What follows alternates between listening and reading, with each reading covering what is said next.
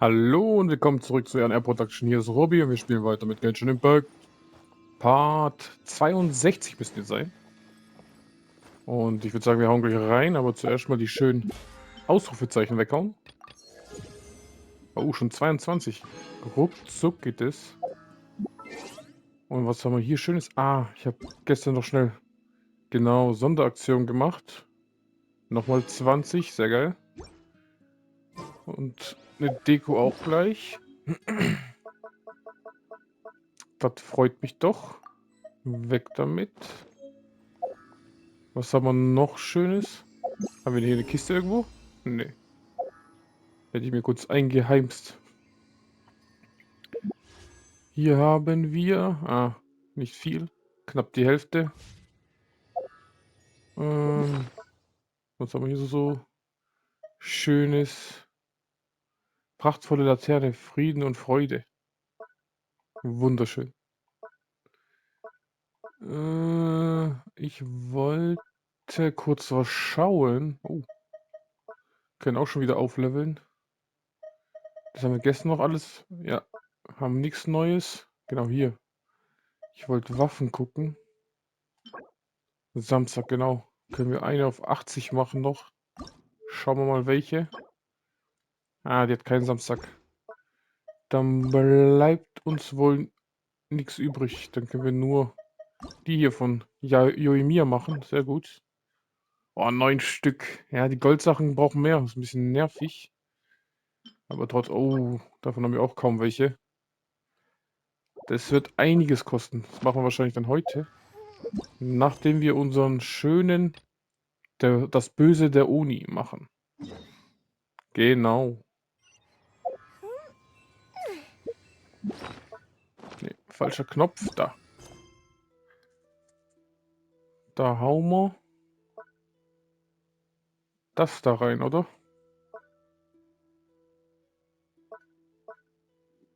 Welche war es denn? Doch, Erwache goldene Seele war's. Genau. Warte mal, hier kann man schauen. Da, der hier war's. Taurus Iracundus. Genau. Den machen wir.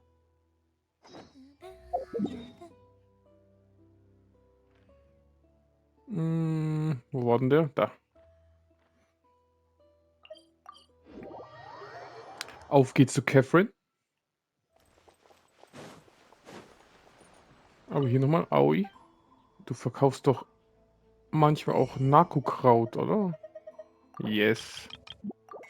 Wunderschön. Rest brauchen wir nicht.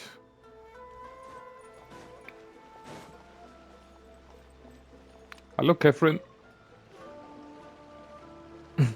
Onikabuto. Hi, Catherine. It's us. Was there something we could help with? Yes. I'm afraid that I have another task that requires your assistance. The Adventurers Guild has recently received a commission directly from the Tenryou Commission. The assignment is both urgent and dangerous. Oha. After assessing the assignment, the Guild has concluded that seasoned adventurers are required. Naturally, you came to mind. Natürlich. Just another day on the job for us. Klingt das nicht ein bisschen gefährlich? Kann die Tenryou-Verwaltung das nicht selbst erledigen? Allow me to explain. The Tenryou Commission recently issued an arrest warrant for a young Oni by the name of Arataki Itto. Beste Mann. An Oni? You mean those big, tough-looking guys with horns on their heads? Genau die. That's correct. This particular Oni is quite vocal and audacious, so he already has quite the reputation on the streets. That said, he has never been caught up in major trouble of any kind. So it came as a surprise to learn that he has recently been accused of stealing things, and sometimes even whisking away the people themselves. Das gefällt mir nicht. But it doesn't end there. When the Tenryou Commission dispatched a Doshin to apprehend him, he assaulted the Doshin before making a getaway with his accomplices. Klingt nach einem richtigen Verbrecher. So let Paimon guess. It's up to us to bring this Oni in. Heißt es nicht Hops nehmen? Da steht Hoppen nehmen. Hops nehmen. No problemo. This does sound like a job for the Traveler. She'll be back with that Oni in no time. Easy peasy, I have let's go. complete confidence you will succeed. However, please exercise caution. This Oni also happens to hold a vision, and is the leader of an organization known as the Arataki Gang. Ich bin nicht so gut in Gruppenkämpfen, als ob. Er hat eine Gang, aber ich habe Paimon. On second thought, Paimon will leave the fighting to you. The last place Paimon wants to be is in a gang fight. Ach, We Paimon. are still investigating Arataki Itto's potential motives behind these incidents, as well as his current whereabouts. Paimon, vor allem, du bist fast so groß wie Kiki. Oder Chichi. Oder Yao Yao. Die können auch kämpfen. Komm, mach was. But please ask around in the streets as well. There will likely be others more familiar with Itto's circumstances than I am, who can provide you with useful information. Gut, wir werden uns mal umhören. Thank you. I will await your return. Ad Astra Abyssosque. Astra Episodes. Erwache, goldene Seele. Taurus Iracundus. Well, let's start asking around on the streets. Hopefully we'll learn a little more about this Arataki Itto guy and figure out where he might have run off to. Machen wir doch. Falsches Ding. Tag 1 schmeckt gut. Tag 2 schmeckt gut. Tag 3 wirklich lecker. Tag 4 schmeckt gut. Tag 5 so lecker. Tag 6 und Tag 7 machen die nie zu toll. Das ist mal eine gute Werbung, ja? Ich wollte was anderes schauen. Null vorhanden. Die sind die wichtigsten in unserem Repertoire.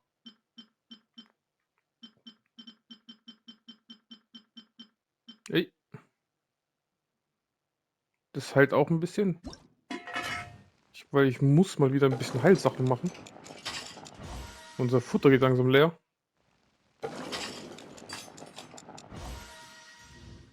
Perfekt. Machen wir die Gerichte, wo so ein bisschen Heilung haben. Wenigstens so 10 Stück oder so.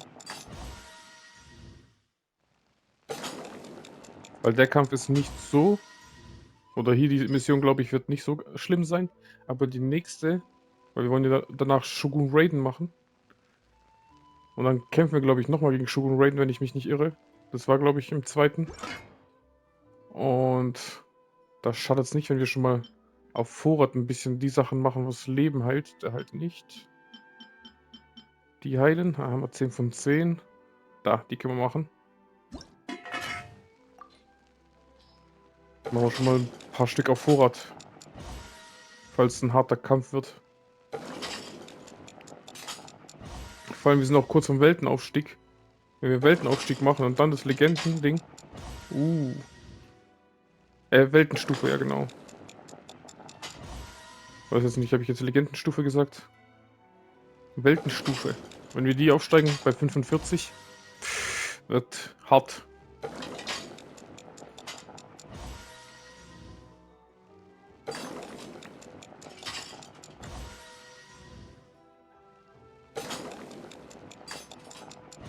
Boom. Und dann machen wir morgen wahrscheinlich auch nochmal so 10 Stück oder so. Immer ein bisschen was machen, gell? Und für die Urgesteine natürlich auch. So. Jetzt machen wir weiter. Furuya Noboru. Arataki Itto? Yeah, I've heard of the guy. Word is he did something monumentally stupid, then ran off before they could catch him. Eiskalt. And to be completely honest, I was a little surprised when I first heard it. Okay, well, I mean, not that surprised. Wait, you mean he already had a bad reputation? No, not exactly. He's just very overbearing in everything he does. Big and brash and always making a ruckus. Eiskalt, hä? Immer hier Randale, Randale. So, on the one hand, he's a larger-than-life kind of guy. But on the other hand, he's emotionally volatile. When he's in a good mood, he's as high as a kite. But when he gets upset, he gets completely enraged. Kurz ein Schlückchen machen, weil mein Hals ist mega trocken.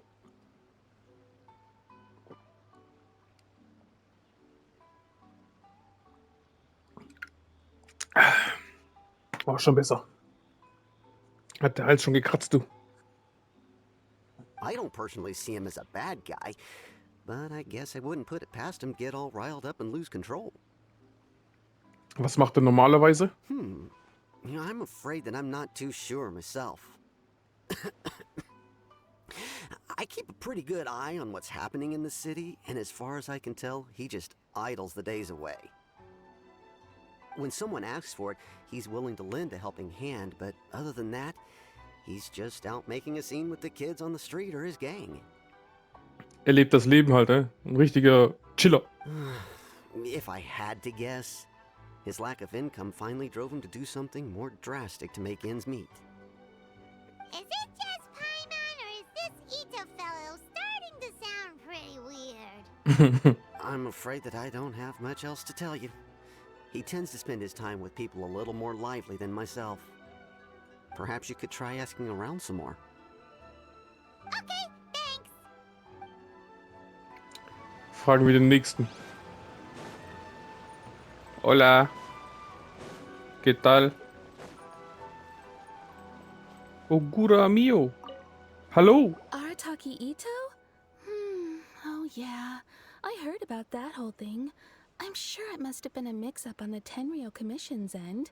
He could never do anything so dastardly. Huh? How can you be so sure? Is he really as trustworthy as all that? No, perhaps you misunderstand me. When I said he could never do anything dastardly, I meant he literally doesn't have what it takes. Meinst du, er ist nicht stark genug dafür? Meinst du, er ist nicht schlau genug dafür? Machen wir schlau. Maybe a story will explain it better. So, he used to spend a lot of time playing rock, paper, scissors and hide and seek with the kids on the streets. Kids, being kids, aren't exactly the most difficult to outsmart. I'm sure you can see what I'm getting at here. He used to lose all the time, sometimes catastrophically. On purpose, though, right? Bei ihm wissen wir es nicht. No, not at all. The one time I saw him win, he started jumping around and yelling, "I won! I finally won! I'm unbeatable!" and so on. Then he took the kid's candy as his prize and ate it right there in front of him. Also er ist noch ein Kind. Ugh, that's just plain wrong. He did take it way too far that time. The poor kid started crying, so I stepped in and gave Itto a scolding.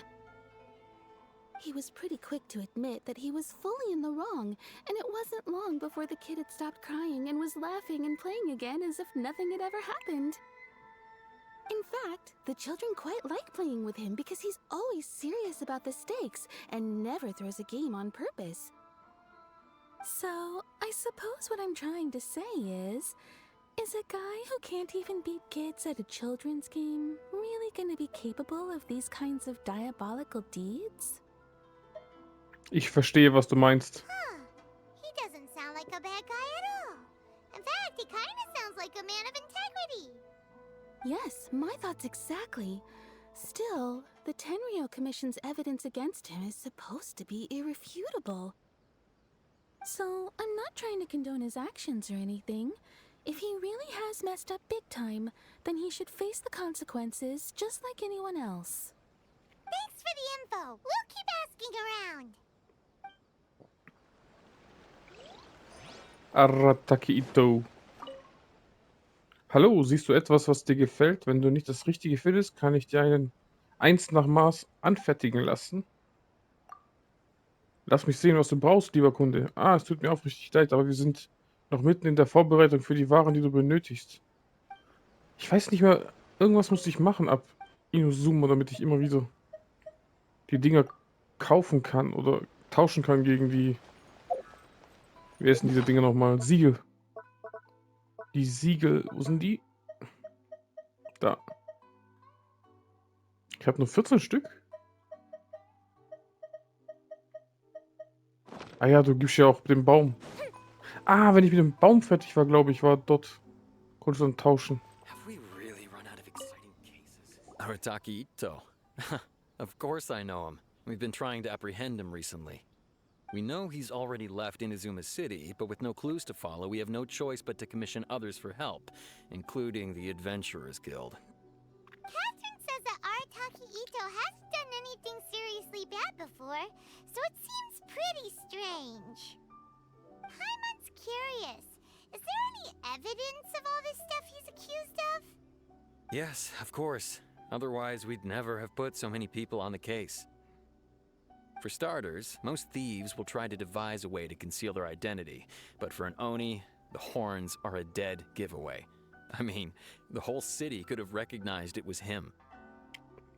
Woher weißt du, dass es nicht ein anderer Oni war? At first, he was just one of our suspects, but when we went to investigate, he personally confessed to everything and started trying to provoke the officers. What's most frustrating is that he then managed to escape along with his entire gang. He must have been planning the whole thing right from the start. Hatte er ein Motiv? Of course he did. Whether material or psychological, there is plenty of evidence either way. He's never had a Mora to his name his entire life, and he's never kept down a real job. Word is that he also takes care of someone in his gang, and that the burden of it takes quite the toll on him. After scrounging for a living all these years, maybe he thought that being the bad guy would be an easier ride. As for his psychological motives, it's a bit embarrassing to talk about, but we confiscated his vision during the Vision Hunt Decree. Wollte sich also an der Tenryou-Verwaltung rächen? At the time, Arataki Itto put up quite a fight.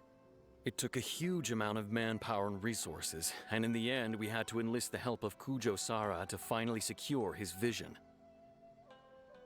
The Vision Hunt was a mistake, but we never expected that he would go to such extreme lengths to take revenge on us. Nee, das ist nicht der Typ dafür. He does sound a little unstable, just like people have been saying. Die Motive scheinen stichhaltig genug zu If the sein. two of you are able to capture Arataki Itto, please bring him straight here. We'll handle him from there. Thanks for all the info.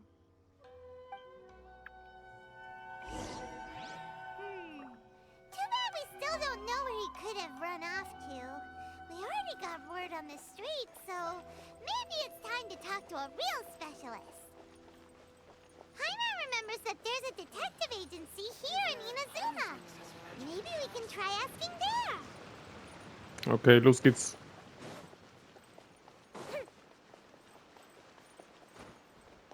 Ich komm.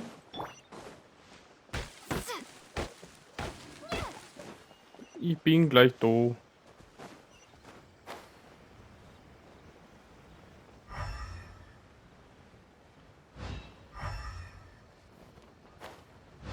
Sango. Please speak to President Sango. I'm just a helper. Hello, we'd like to ask some questions about Arataki Itto. Oh, him again. Sure. I have answers. We've already done some investigating for the Tenryou Commission.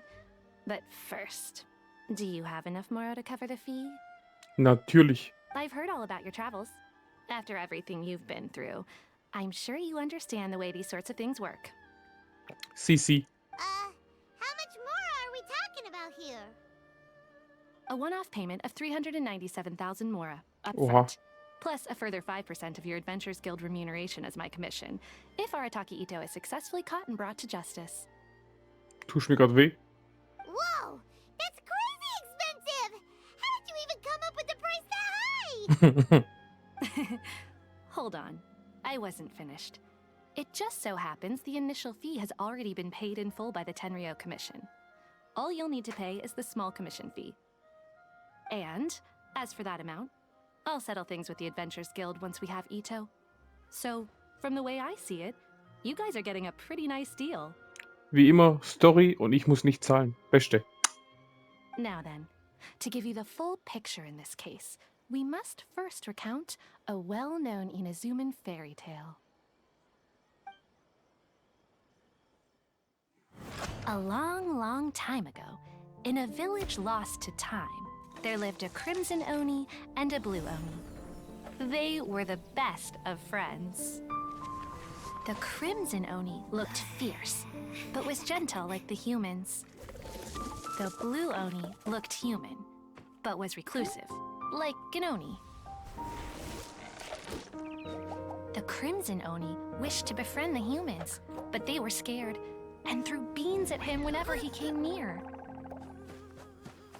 Der Arme. So the blue Oni said to the crimson Oni, Akka, I'll cause trouble in the village. You'll come and stop me. Then the humans will accept you. as planned, the crimson Oni chased the blue Oni away. The crimson Oni's deeds spread throughout the land, and people finally accepted him. But when the crimson Oni went to tell the blue Oni the good news, he was gone and left only a letter behind. Oh, I went traveling. Don't come find me or they'll treat you as a naughty little Oni. But don't worry about me. No matter where I go, we'll always be friends.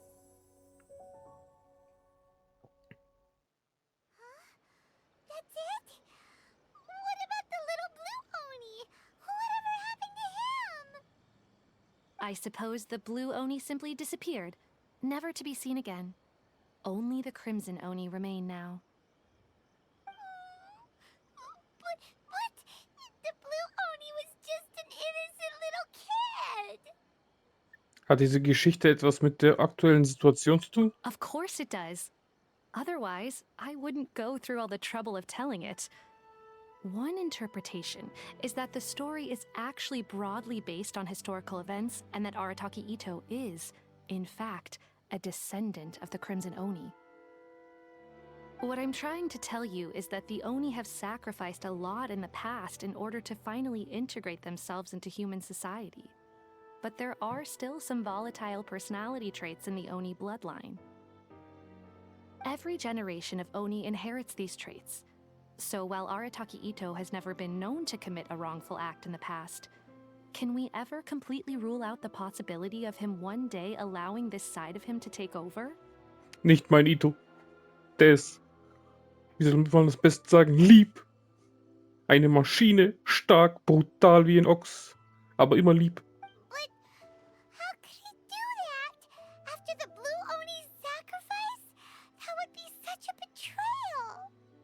That's a very old story. Nobody knows how long it's been since the blue Oni disappeared. We can only assume that they have long since died out, in which case, it would be quite a stretch to say it still counts as a betrayal at this point. Besides, the suspect has already confessed. What is there left to discuss? According to my investigation, he was headed southwest. I would bet he's already made it to Yashiori Island by now. The Tenryou Commission is unable to enter territory controlled by Sangonomiya troops. No doubt that's the reason Arataki Itto chose to flee in that direction. Verstanden, danke. Don't mention it. I'm just doing my duty. Wait, Paimon still has a question. If Arataki Itto has given into his bad side, won't that mean he's extra mean and violent now? I could only assume so. Judging from his previous bouts, he is a skilled fighter with a lot of brute strength. Whether or not you'll be able to handle him, that I do not know. Natürlich.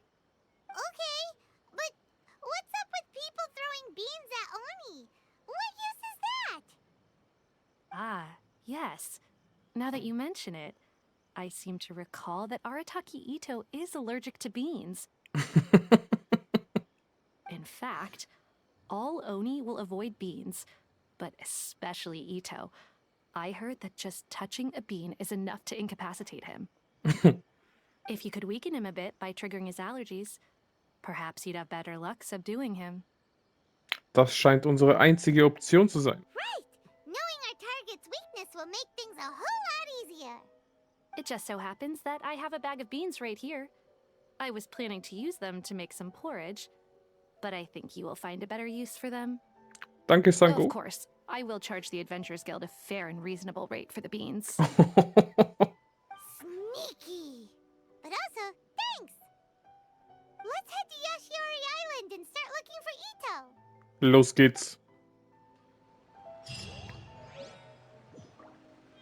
Beutel voll Bohnen. Sehr schön. How can I improve my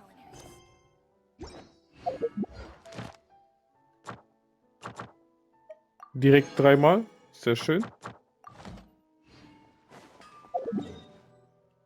Yashiori. Oh. Da muss ich da hoch.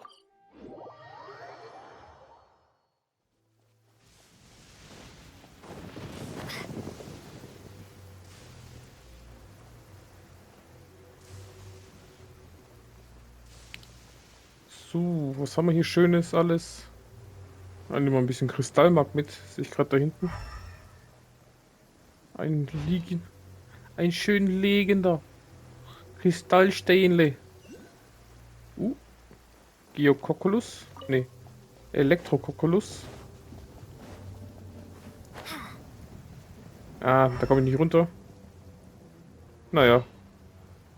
Dann nehmen wir doch die hier mit. Genau, da komme ich nicht runter. Aber die Kristallmark kann ich gut mitnehmen. Vielen Dank, kann ich da nur sagen. Und hier ist irgendwo... According to Detective Sango, Itto should be somewhere around here. Okay. Catherine mentioned that he has a vision. Why not see if you can track him down using elemental sight? Versuch mal's. Look, footprints! Let's see where they lead. Mein Kopf schmerzt stark, besonders nachts. Ich habe Gefühl, dass mein Kopf explodieren wird. Einige unserer Teammitglieder haben angefangen, Blut zu husten und haben jede Nacht Albträume. Ich habe Ausschlag auf meiner Haut entwickelt und meine Brust fühlt sich juckend und feucht an. Wir müssen dem Clan-Oberhaupt berichten, dass diese Tatarigami kein bloßes Gerücht sind. Der Schädel des großen Schlangengottes starrt mich grimmig an. Sein erbärmlicher Geist hegt noch immer Hass gegen das Volk der Sieger. Ich muss so schnell wie möglich von hier verschwinden, oder die Konsequenzen werden schwer vorstellbar sein. Wir werden uns noch nach Norden wenden und zum Dorf Higi gehen. Von den Klippen dieser Higi-Dorfs können wir vielleicht die Aktivitäten der Piraten auf dem Meer nordwestlich von uns beobachten. Ich muss mich an die gesprochenen Anweisungen des Clanchefs erinnern. Wir haben keine Zeit zu verlieren. Wenn wir Flüchtlinge und kranke Menschen sehen, dürfen wir keine Gnade walten lassen. Locke sie an das Pier und versenke ihre Boote auf halber Strecke. Sollte jemand fragen, müssen wir ihm sagen, dass es von den Rebellen getan wurde. Wir dürfen nicht zulassen, dass die Tatarigami die Herrschaft des Bakufu stören, egal was passiert. Eiskalt. So. Ich will da rein. Irgendwie will ich da rein.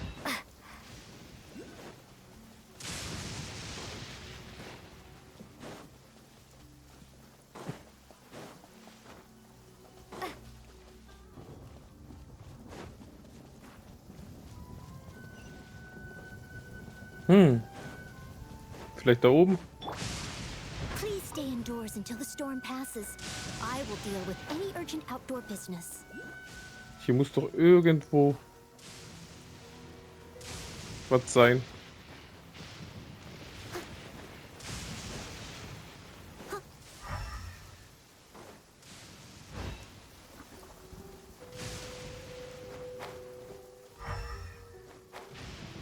Alter, nichts, nichts. Einfach ein Hauch von nichts. Ah ne, da unten, okay. Ich nehm's zurück.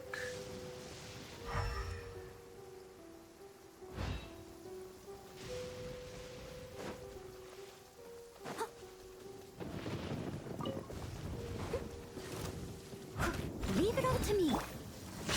Auf einmal bis dahin.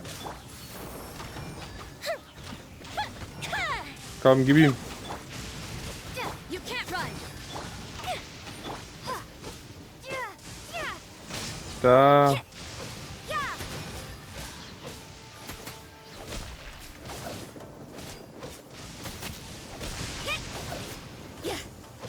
Geht doch.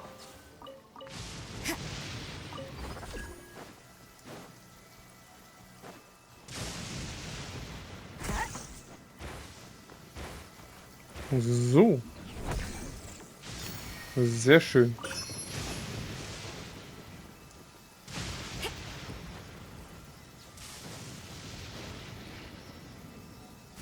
Ja, mit Regen geht schlecht, ne?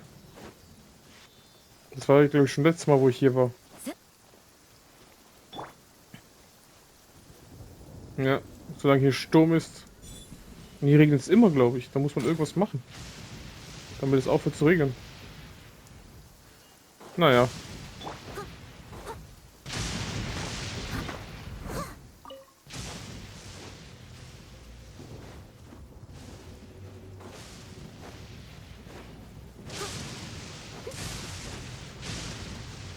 Alter, Alter. Oh. There's a camp here, but nothing stands out as particularly noteworthy. Let's keep moving forward. Mach mal doch. I'll catch up. There are more footprints here. He should be just up ahead.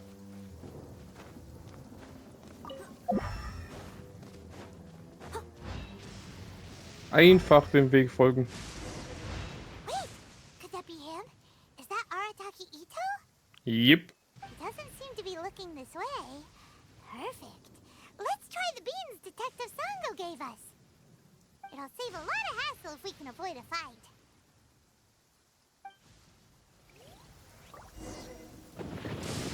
Warte, R2 gedrückt halten, zielen und Bohnen werfen.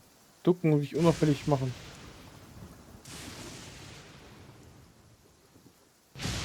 Ui.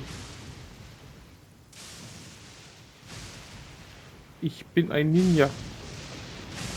Ein Ninja. Nein, er ist zu weit weg.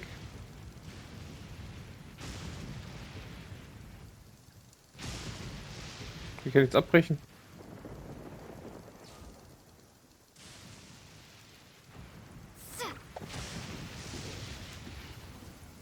Einfach geworfen.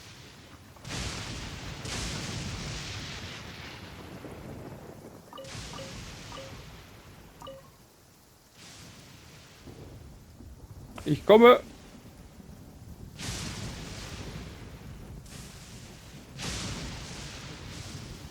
Jetzt.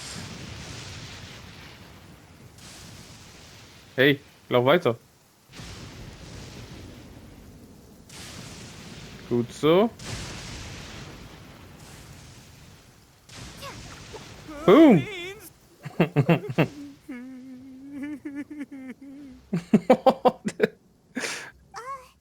Are you okay? What should we do? Paimon didn't think he'd react this badly. Don't be alarmed. It's just my my allergies acting up. I got it under control. It's all right. I got this. I just gotta tough it out. I can take it. I can take it. Who am I kidding? I gotta catch my breath here. Whatever it is you want, it's gonna have to wait. I need a moment. Der Arme. Mein Itto.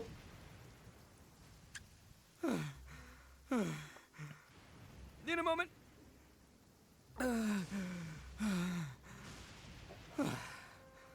Woo, that's better. That sure took a lot out of me, though. Hey, why'd you have to be so mean, huh? Surprise attacking me like that. Mit Übeltätern kann man nicht vorsichtig genug sein. Reg dich ab, sonst können wir natürlich die Bohnen nochmal einsetzen. Nee, wir machen. Mit Übeltätern kann man sie nicht vorsichtig genug sein. Oh, I get it. So you're here to bring me in. How in the world did you find me all the way out here? Well, whatever. If you think I'm going back with you, you can forget it. I'd walk away if I were you. I pack a mean punch, you know. I don't want to hurt any regular folks like you. That's pretty big talk considering all the beans we have. Die Raubüberfälle und Entführungen, all das hast du gemacht, nicht wahr? Yep, that's right. Me. All by myself. Nobody else. As boss of the Arataki gang, I gotta nab a little food and drink when we're running low. That's only natural, right? Yeah, but nabbing people? That's taking it a bit far, don't you think? Not when their families will pay good more to see them again. Easy picking. Ey, ey, ey. Das bist nicht du. Ich kenne dich doch. And the extra mora means I can, give some to my gang to spend on themselves. Fragwürdige Antwort. Hey, what's with all the questions? Like I said, I'm not going back with you, so stop wasting everybody's time. No way, mister! We've accepted a commission to bring you back! What did you say, little one? Go on. Say it to my face. Well, mostly she took a commission to bring you back. Wo bin ich? Ich bin weg. Hat mich schon wieder ein paar Blitze getroffen, ne? Looks like you aren't gonna let this drop. In that case, we... Uncle Itto! Don't run now. Careful or you'll fall. Uncle What's Itto! taking you so long? You said we were gonna have a beetle fight today. Come on, you promised. Yeah, that's right. Still going ahead. But you see, I've been out here for ages, and I still can't find a beetle that I like. So, just give Uncle Itto a little more time, okay? Huh? Who are they? Are they your friends? Yeah, that's right. I told them not to come, but what can I say? They were just too worried about me. It's because of a little thing called, prestige. Yeah, because of all the prestige Uncle Itto has. What are you talking about? Come on, just play along. Leave the kid out of this. Uncle Itto, you don't look so good. You look like you're about to fall over. That's because Uncle Itto bumped his noggin on a tree branch while looking for a beetle. Uh-oh. It's all good, though. These horns are rock solid. Okay, if you say so. Granny and I will keep heading back now. Don't be too long. Yep, I'll be right there. Hope you're ready to lose today. Who were those people? The old lady was Granny Oni. She's the one who took me in and raised me. And the kid's name is Daisuke. I took him in just a while back. They're both like family to me. They escaped with me out this way, along with my boys from the Arataki gang. If I didn't bring them with me, the Tenryou Commission would be knocking on their doors for sure. Ich wusste nicht, dass du so fürsorglich zu anderen bist. Right. But if you care about them so much, then you shouldn't have done all that stuff that made them worry about you in the first place. Listen, how about we make a deal? You two let me go wrap things up with Daisuke, and once we're done battling beetles, the two of us will settle things with a duel. If you win, I'll come quietly. You can take me back to Inazuma City, and you won't hear a peep out of me. Why? 'Cause I'm an Oni of my word. I'll just tell little Daisuke that my friends and I need to step outside for a moment. That way you won't worry. Cool? What should we do? There is Ich- the kid to consider. Ich bin einverstanden. Oh, it's on! I like your style. All right, but first things first. I need to find an Oni Kabuto to battle with. I've been looking here for ages and haven't found myself a winner yet, so it's time to try somewhere else. Come with me. Saves you worrying that I might skedaddle. Let's go. Finden wir einen legendären.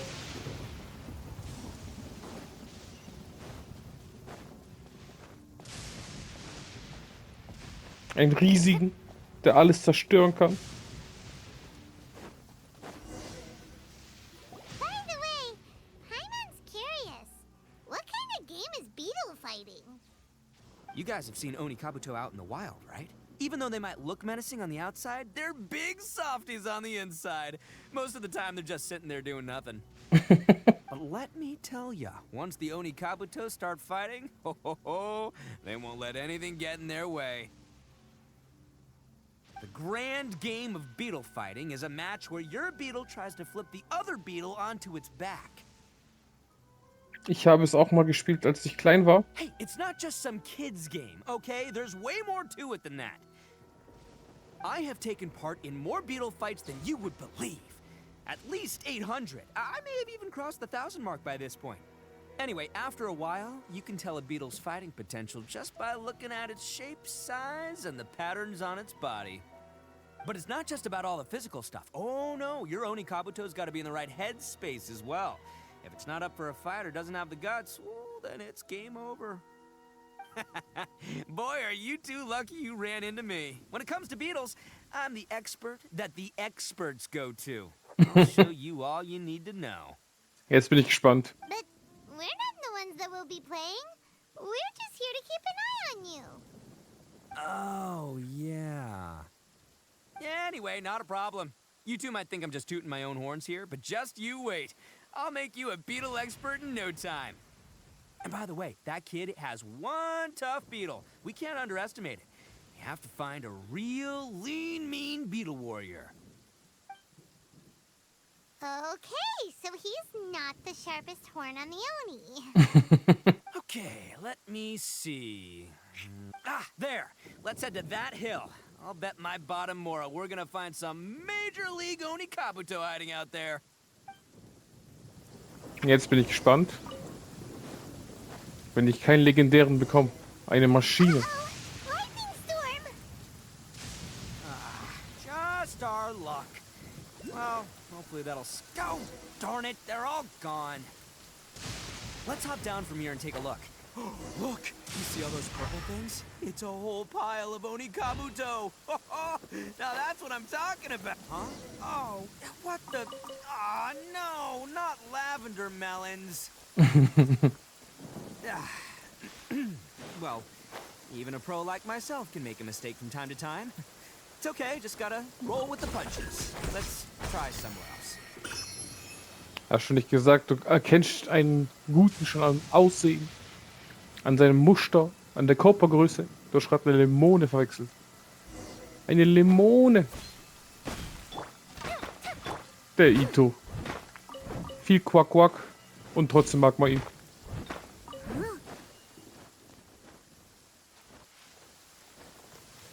Oh, eine Kiste. This is the one. This is the one. See? As long as you're in my company, you're guaranteed to find yourself an Oni Kabuto. Sieht aber nicht so aus wie die, die ich normalerweise finde. It's on the smaller side, but size isn't everything in a beetle fight. Das hast du vorher nicht so gesagt. Just let the expert explain, okay? What smaller beetles lack in strength, they make up for in agility. They usually got a whole bunch of sick moves just ready to whip out when the right moment comes. Aber er sieht auch nicht so aus, als hätte er viel Energie. Listen, you can never see a beetle's true energy until it's in the ring. It might look a bit young and docile, but that's got its advantages. Haven't you ever heard the saying, don't judge a book by its cover? Young beetles that have never fought before always go all out in their first fight. Older beetles that have already been through the wars tend to just cower in the corner the moment they see a strong opponent. Ich hatte mit größeren Kiefern gerechnet. Hey, didn't I say not to worry? Come on, just have a little faith, would ya? My experience is telling me that this Oni Kabuto was spawned to be a champion. Wo ist denn Paimon? Right here! Look what Paimon found! If we're gonna battle some beetles, then Paimon wants in! It's not like we have anything else to do. When you hopped down, Paimon flew off somewhere else nearby and found this one! What do you think, Itto? It's big and strong and looks like a real fighter! It matches everything you said about a good fighter beetle! Bet the one you guys found must be way... bigger.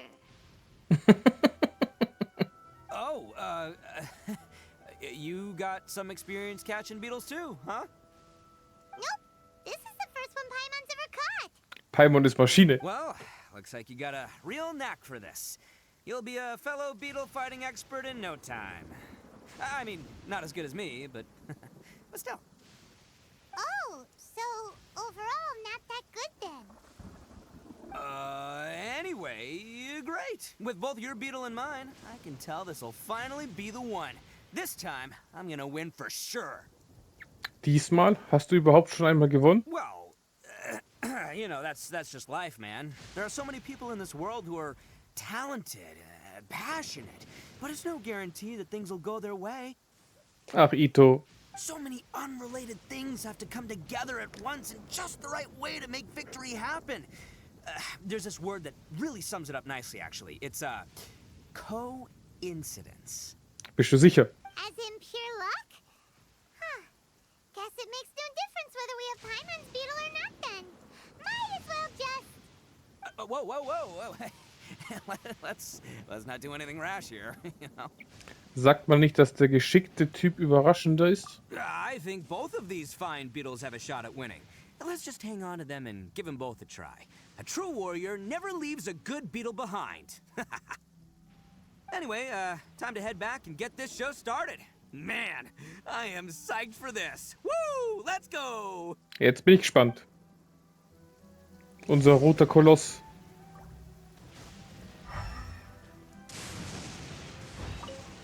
I'll catch up. Kiste? I must leave no stone unturned. You can't run. Lights out. Lights out. Thundercloud. Von der Club. Hazard. Here come the fireworks.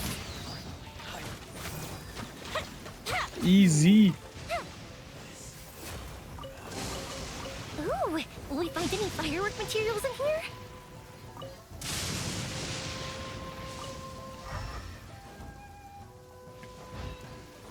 Nee. Ich bin hier weg. Lasst mich in Ruhe.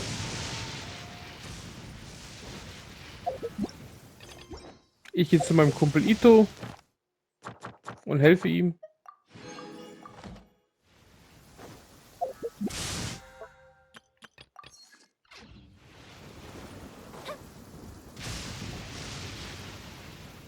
Finally, you're back. Can we start our beetle fight now?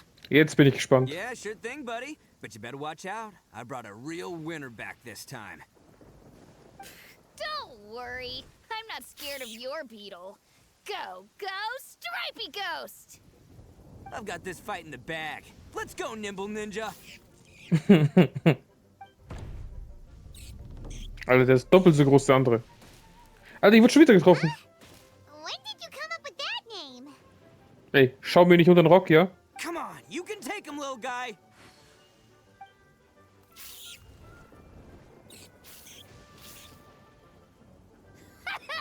That's right!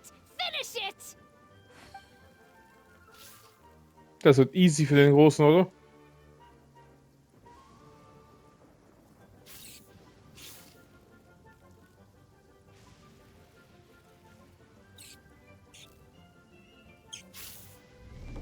Oh, no! My little Nimble Ninja!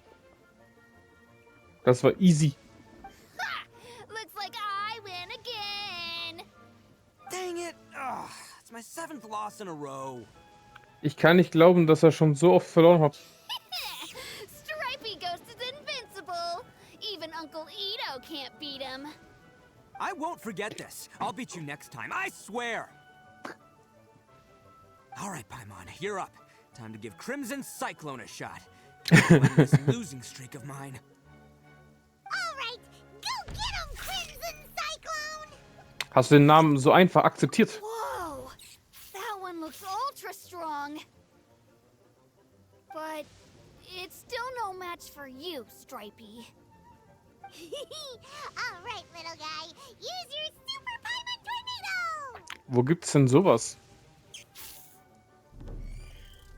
No, I can't believe it. Yay! We won! Ha! Paimon knew Crimson Cyclone would be the best! Boy, did that one put up a fight. Woo! It wiped the floor with Stripey Ghost. I know a real beetle trainer when I see one. Way to kick some beetle butt, partner. See? Paimon's got real talent! Of course, Crimson Cyclone has to take some of the credit, too. Wie wär's, wenn wir ihm Daisuke schenken? Oh, right. Yeah, now that the beetle fighting's over and all. Hmm?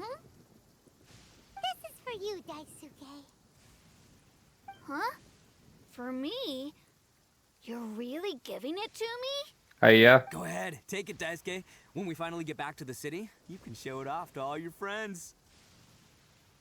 But will we ever be able to go back? Ja. Of course we will. Trust me. I never go back on my word. Anyway, I got some things I gotta discuss with my friends here. Go play with Granny for a while, would ya? There's a good boy. Good. The kid doesn't suspect a thing. You're from the Tenryou Commission, aren't you? I bet you're here to capture Uncle Itto. Huh? Hey, didn't I tell you? They're my friends. In fact, they're in the gang. We're practically family. Alter, die wird schon wieder weggesprengt. That's not true. I already know everyone in your little gang, but I've never seen these two before. Uncle Itto didn't do anything wrong. Don't take him away. And not only did he not do anything wrong, he also saved my life. He's not a bad guy. Was ist hier los? Hey, some things we don't tell to outsiders, remember? How should I explain? I'm a real lousy liar. Itto, sometimes you need to just say what you have to say. Don't worry about us. I guess. Thanks, Granny. Seems I can't hide it anymore. Come with me. I'll explain everything. I'll be honest with you. This thing the Tenryou Commission is investigating, with someone going around taking people and their possessions, it wasn't me. Any of it. I have my own reasons for lying about it, and I really didn't want to get innocent people caught up in this while I'm still trying to solve the real problem here. I'm the same as you. I just want to avoid conflict at all costs. But it's just not worth it if someone gets hurt. So why in the world would you say that you were the culprit? Maybe you don't know because you're Outlanders, but it all started a long, long time ago with the story of the Crimson Oni and the Blue Oni. Hold on a second. If you're talking about that fairy tale, we've heard that one already. Oh, so you already know. Well, that makes things a whole lot easier. So, is the story from the fairy tale really true? Everything about the fate of the Oni is true. The Blue Oni chose exile, and the Crimson Oni stayed behind. War die Geschichte vielleicht ein bisschen anders? Weiß ich gar nicht mehr. But the other details aren't historically accurate. Fairy tales are nice stories, but there's something they leave out. It's a little thing called the cold, hard truth. Mhm. War ein bisschen anders die Story, hä? The Inazuma of long ago was a dangerous place. If you wanted the Raiden Shogun's protection, you had to have a good relationship with the humans. The Oni are a proud kind, so it wasn't easy for them to ask others for acceptance. Over time, the Oni eventually split into two factions. The Crimson Oni were friendly with the humans, but the Blue Oni, they were more stubborn and insisted on keeping to their own. Paimon thought you were two different species. So really, you're all one family? Yep, that's right. There's no real difference between us. We just paint our horns different colors to show which side we belong to. Warum mussten sich der blaue Uni opfern? Because humans were still wary of Oni at the time. The Crimson Oni always hoped to find a way to live in peace with the humans, but the Blue Oni kept clashing with them. Humans didn't see a difference between Crimson and Blue Oni. All they knew was that Oni were hard to get along with. If things were to continue that way, the Oni were never gonna get along with humans. And so, the most revered leaders of the Crimson and Blue Oni decided to resolve it once and for all. Over drinks, they swore an oath. The Blue Oni would play the role of evil Oni to help the Crimson Oni integrate into human society. But the Blue Oni's leader gave two conditions. Huh? What were they? First, the Oni must abandon any prejudice they held against humanity. Every Oni was to accept humans in their heart before the humans accepted them. Oni were not to use their strength to mistreat humans, but were also not to stand for mistreatment against themselves. Okay. Second, the Crimson Oni were to integrate with human society, but not by trying to please the humans. The Oni were to embrace their own honest characters, their surging tempers, and their awesome strength to win respect from the humans. In other words, they were to carry on the Oni bloodline while also protecting our Oni pride. Ach so. After choosing exile, the number of blue Oni began to dwindle, until eventually, they disappeared altogether. Since I first heard the story of the blue and crimson Oni as a kid, I've heard it countless times in my life. Not once did I ever imagine that the blue Oni clan had actually survived. So you're saying the real culprit was a descendant of the blue Oni? That's right. Most people don't pay attention to the color of an Oni's horns. They probably don't even know that blue Oni exist. But nothing gets by the Arataki gang. At the scene of the crime, they saw an Oni with different color horns than mine. Still, it'd be strange if the culprit really was a descendant of the blue Oni. I can't bring myself to accept it. Weil der blaue Uni stolz schätzt. Exactly. They would give up their life before abandoning their pride. I've always respected the blue Oni for the sacrifice they made. And I know the aspirations my ancestors had for the future of all Oni. Our pride does not allow for any wrongdoing. You don't steal from other people. You don't harm other people, period. My guess is that the blue Oni was tricked or forced into it somehow. But I don't have any evidence. Du willst also Zeit gewinnen. That's right. If I didn't step in, the Tenryou Commission would have definitely caught them by now. But what does Daisuke have to do with any of this? He said that you saved him so he knows your story, right? He was the one I managed to save from the Ronin after I sent them running from the scene. He was off playing somewhere when they came by and ransacked his house. By the time he came back, his parents had been taken. Alter, ich stehe schon wieder ganz da hinten. Wie viele Blitze haben mich jetzt schon erwischt, ey? The whole reason I'm in this is to help this kid find his mom and dad again. Das hättest du gleich zu Beginn sagen I sollen. never wanted to tell you any of this. My original plan was to knock you both out and take my family to hide somewhere else.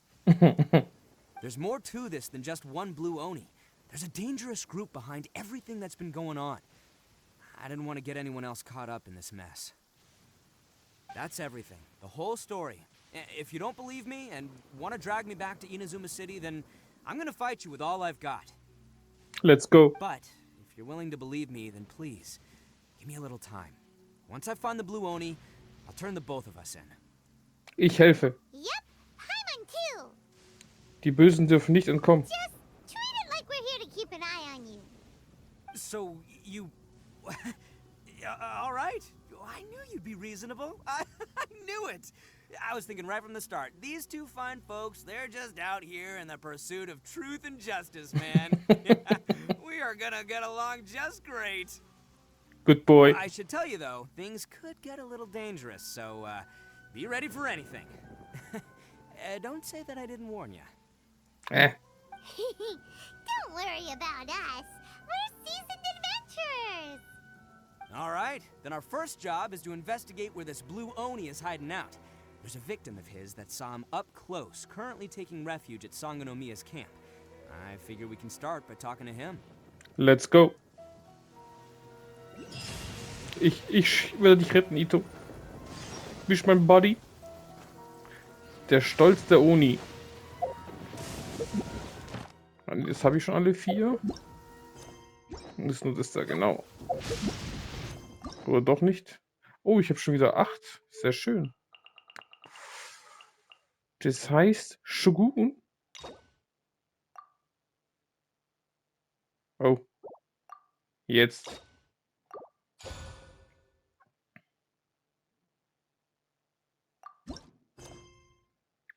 Die Abenteuergilde von Inazuma scheint einen Auftrag zu haben. Da muss ich auch nach Inazuma? Okay. Gut zu wissen.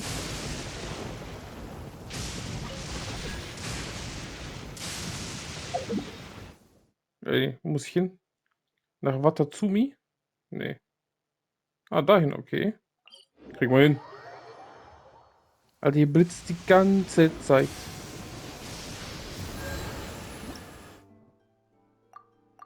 Was denn das?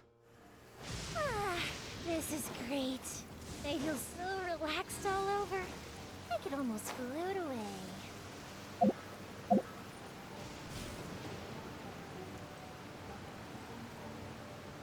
Du. Oh. Een Oni Kabuto? Nehmen wir doch.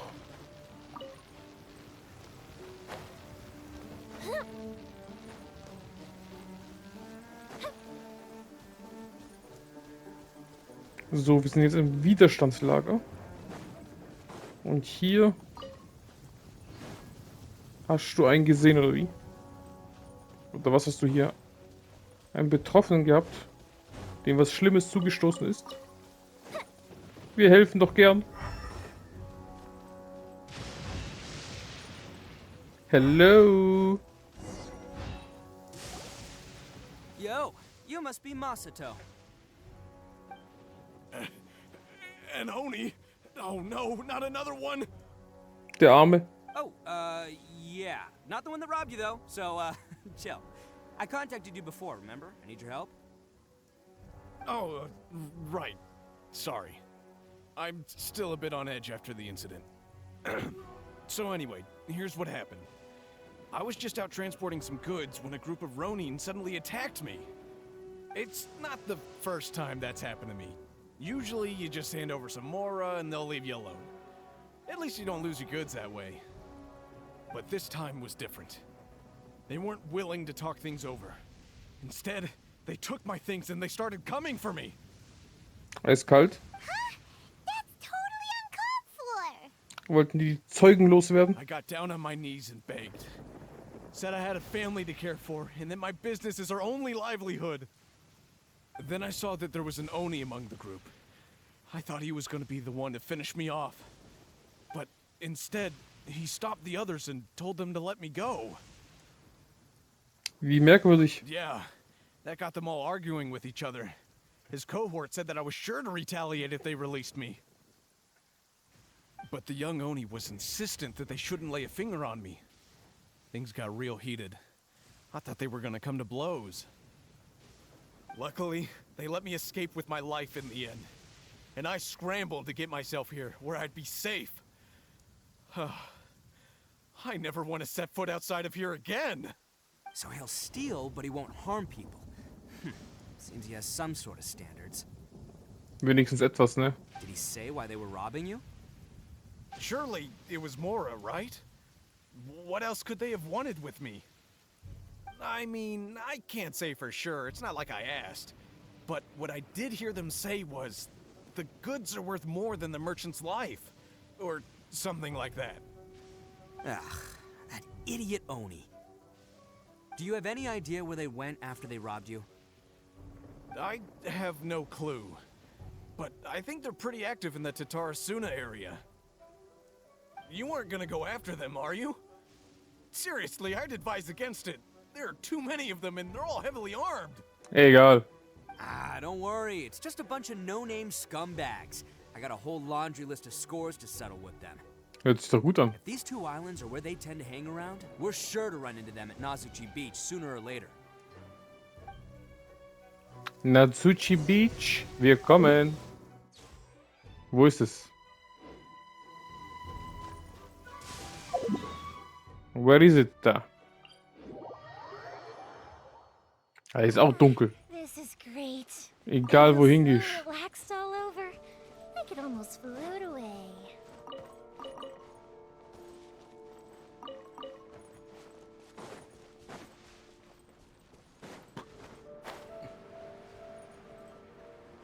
So. Also überall kaputte Sachen. Trümmer. Sollte nicht Inazuma heißen, sondern also Grab der Schiffe oder irgendwie sowas. They gotta pass through here sometime. Let's just hang tight for a while. If I'm not mistaken, they'll be showing up any time now. Yeah, things might get a little rough, so we better be prepared. Ich bin immer vorbereitet. Oh. Here they come! Yeah, there they are. And one of them has horns. All right, it's go time. Let's get him.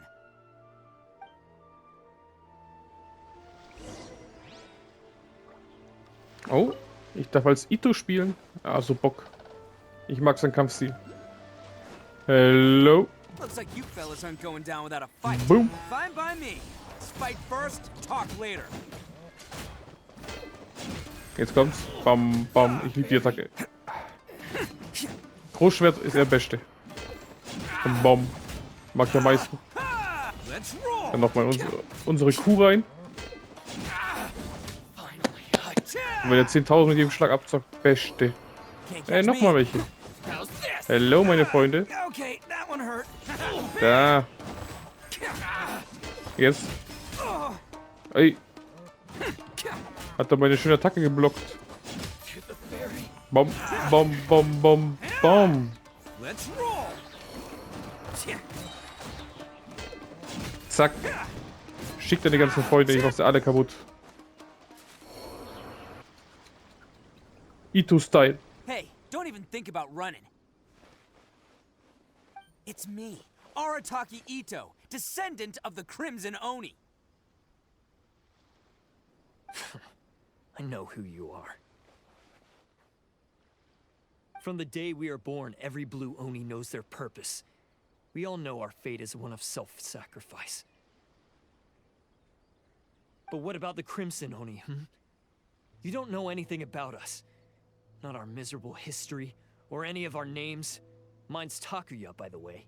But you don't even care, do you? Because those who get sacrificed should be forgotten, right? No, you're wrong. I never knew the Blue Oni had survived to this day, and the moment I found out, I was determined that I would find you. Since you remember the pact between our two factions, I assume you also remember the pride we share as Oni. So my question is, how could a proud Oni like yourself go and abuse the weak and plunder the innocent? Why break the oath that our kind swore all those years ago?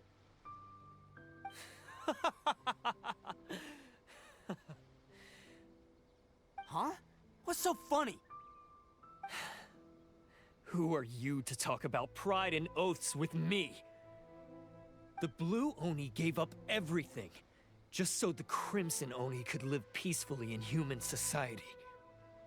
But let me ask you, Arataki Itto, what exactly do you contribute to human society?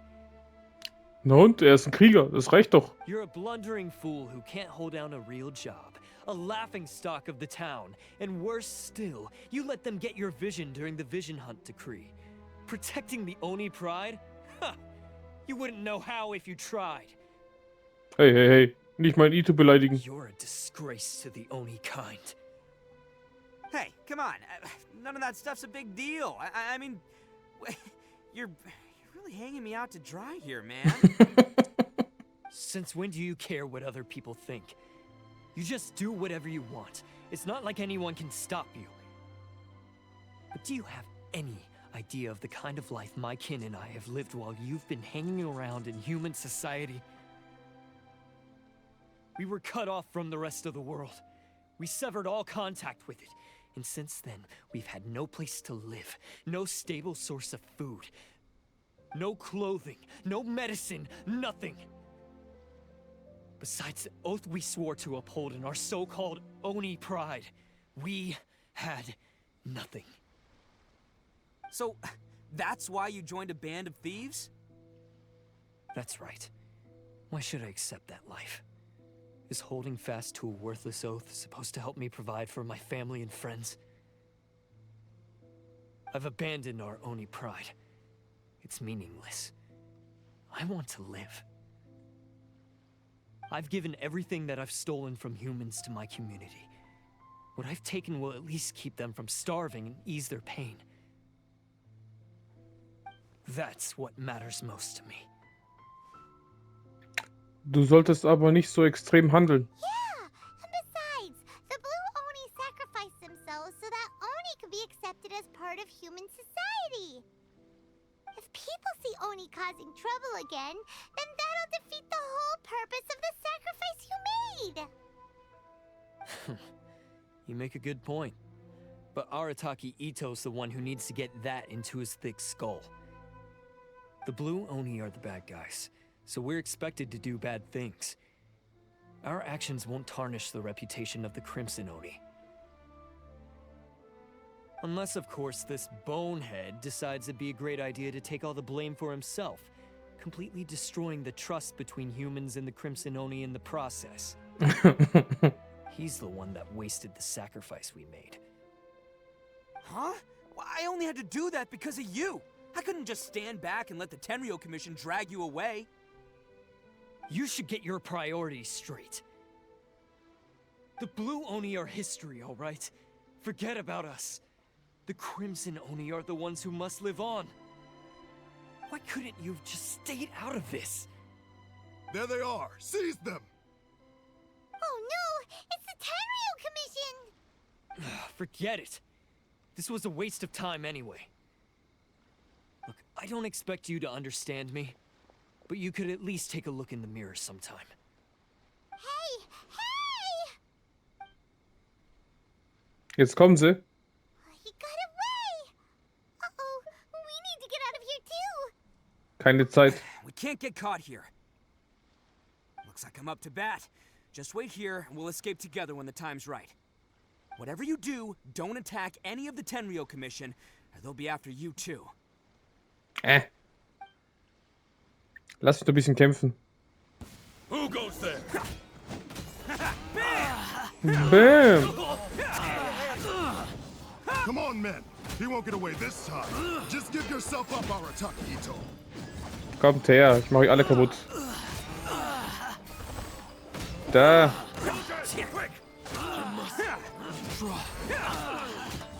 Easy. Komm, lass mich die Hauptattacke einmal einsetzen. Ich will doch mal mit Itto kämpfen.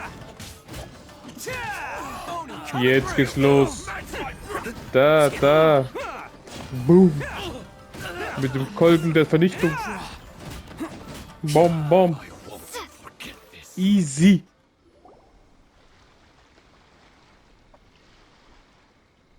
Man, they really came out in force today. I'm kind of flattered the Tenryo Commission sent so many.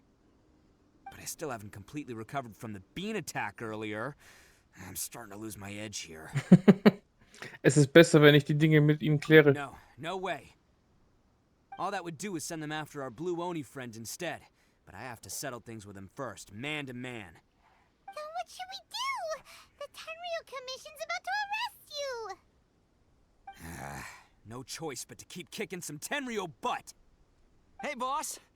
Thought you'd have all the fun without us? Granny Oni sent us. We're here to lend a hand. Die drei Musketiere, hä? Maybe we can't take him, but we can sure slow him down. Now's your chance. Go! Hey, I told you to stay out of this one. Well, we're in it now. Come on, there's no time. Go, do what you gotta do, boss. All right then. Watch yourselves. Soon as I'm done, I'm coming back for you. Come on, you two. Time to roll. Time to roll. Don't let them get away. After them. Hey, you guys want some of this? There's plenty to go around. Run for it, boss! Die holen die Speere raus und gleich. Zippet. Gleich Angst bekomme. As boss of the Arataki gang, getting rescued by my own boys feels pretty humiliating. I promise to never let you down, boys. All right, we've got some footprints to follow. Let's find Takuya. It was real touching and all what they did, but those few guys weren't much of a gang. Hey, it takes Mora to run a gang, okay? They're all I've got for now. Das sind meine Buddies. Is it just me, or are there more and more footprints here? A wrecked cart and some goods. Look alive, we've got company. Ich bin schon da. Bisschen davon, bisschen davon. Hey, jetzt nervt ihr mich ein bisschen. Aber nur ein bisschen. Judgment.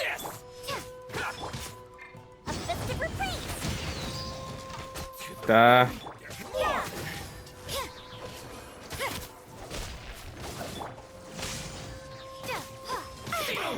Alter, jetzt nervt er mich ein bisschen zu stark. Kommt her.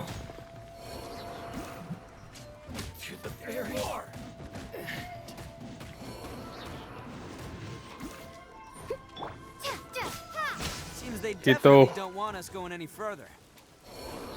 Let's see what's waiting for us up ahead. Lavendelmelonen.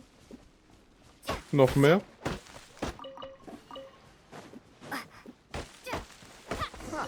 Besides the footprints, there are other signs of life here too.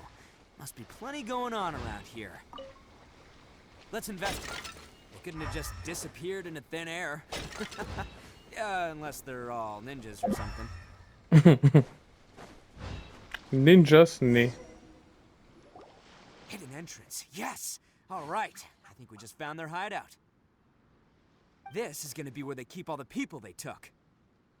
Paimon thinks Takuya's probably in there as well. Ich hätte eine Frage, bevor wir hingehen. Huh? Fire away. Verstehst du Takuya wirklich? Of course I did. Come on, I'm not that dumb. But it takes a world-class blockhead like Takuya to think his ideas are actually gonna work. So I'm here to save him no matter what. Das beruhigt mich. Huh? What were you two talking about? Are you keeping Paimon in the dark again? Let's go.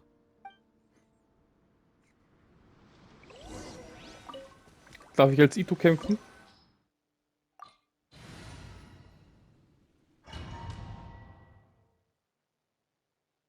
Haja. Da baller ich mich doch gleich hier durch. Itto-Style. Hello. This place is huge. It's so big. For a hideout. All acquired by less than legitimate means, no doubt. And all the more reason we gotta put an end to this. Wunderschön.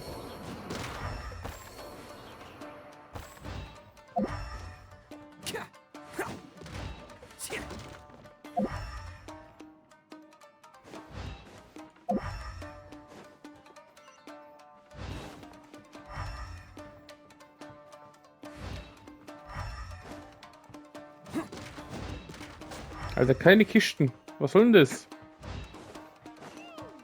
Stairs are over there. We can't go up if we can't reach them. Krieg mal hin. No problemo. That'll be what this mechanism's for.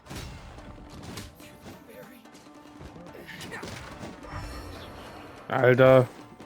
Oh, it's moving. See? What did I tell you? Just trust my instincts.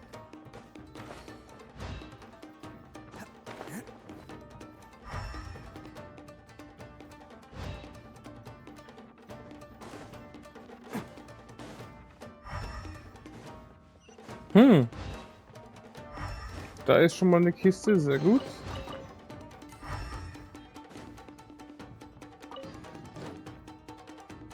Ja. Jetzt kann ich da hoch, okay.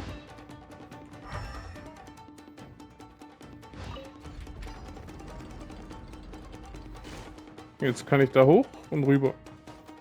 Hätte ich da nicht einfach rüberfliegen können, wenn ich da hochlaufe? Can't catch me.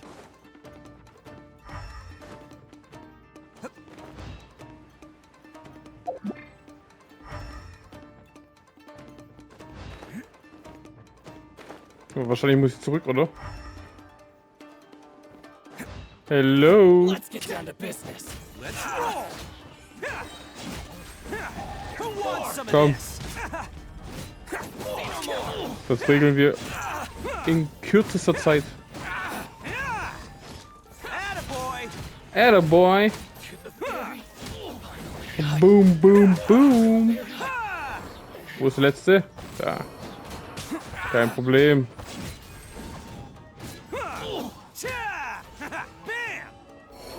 Easy.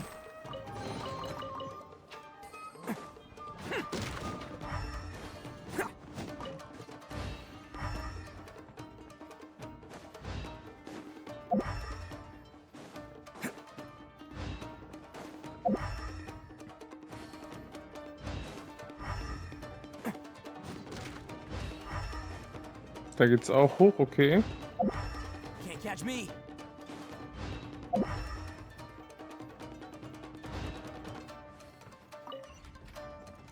Oh. Gut so. Da geht's weiter. Da muss ich wahrscheinlich hier hoch. Zack, zack.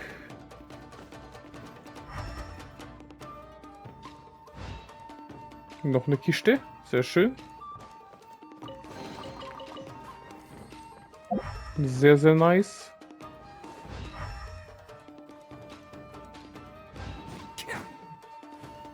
Aber hier geht's nicht weiter, okay.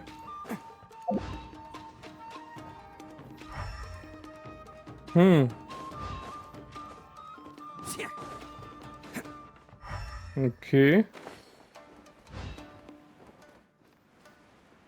Muss wieder zurück. Can't catch me.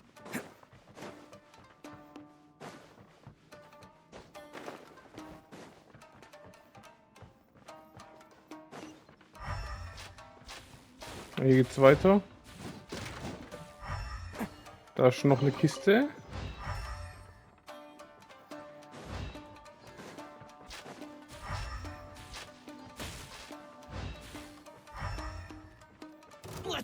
Komm her. Look at all the people locked up in here. They must be holding on to them for leverage. All right, let's get them out of here. Geht doch.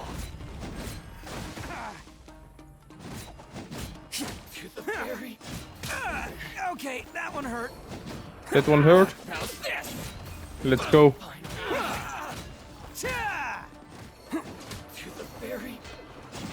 Geht doch.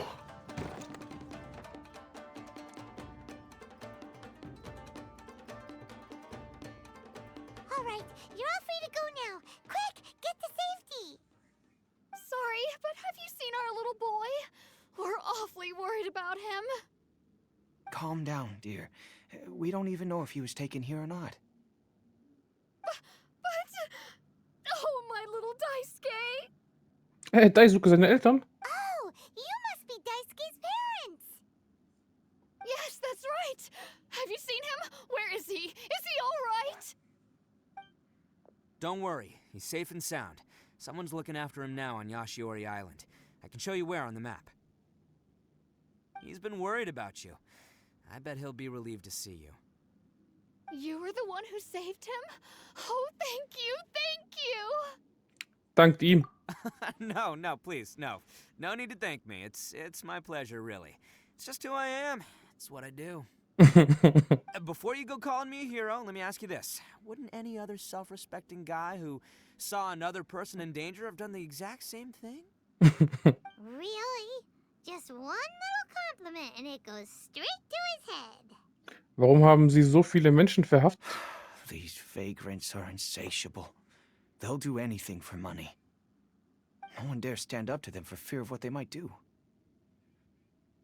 Well, would they really do anything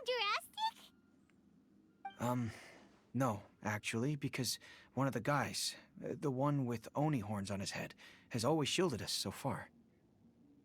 Oh, in fact, his horns look just like the ones this guy has. At night, he would secretly bring us food and water. I don't understand what he was trying to do. Are you a friend of his? Or perhaps a relative? Relative, I guess. Oh, maybe there's something secretly troubling him. He seemed different from the rest of the gang. They seem like heartless crooks, but I'd say he comes across more like a confused child who made some poor choices. Let me put it this way. There are a few things he needs to straighten out in his head, and I'm here to point him in the right direction. Gute Itto. I'm glad to hear that. He's lucky to have family like you. Don't worry. He'll be in my trusty hands. I'll help him see the light. Anyway, you should scram. It's still not safe here. Yes, thanks again. You've rescued our entire family. We are indebted to you. Huh. A child that made some poor choices. Anyway, let's get going. While we still have Let's time. get going. Zerstören wir die letzten Samurai. Würde ich sagen. Was ist das hier? Da war ich schon. Can't catch me. Oh. Ein Level höher, hä?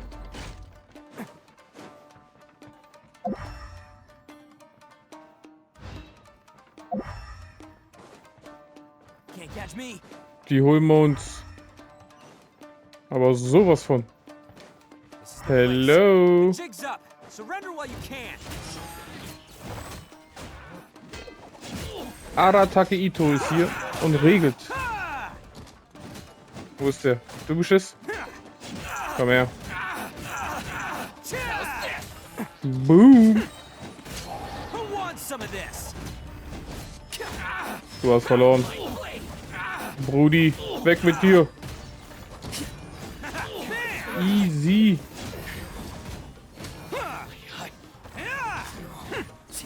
Hey, wo ist der Boss? Du bist es? Krieg mal hin. Boom. Bet you think you've won, don't ya? So naive. This is my home turf. I'll let you in on a little secret. A long time ago, I picked up this rare paper charm. It's very precious to me. What makes it so special is that if you tear one piece, the other piece starts tearing too. Newsflash, don't care about your cute little origami obsession. You'd better stay where you are and let me finish. Aren't you curious what the other piece is used for? I'll tell you.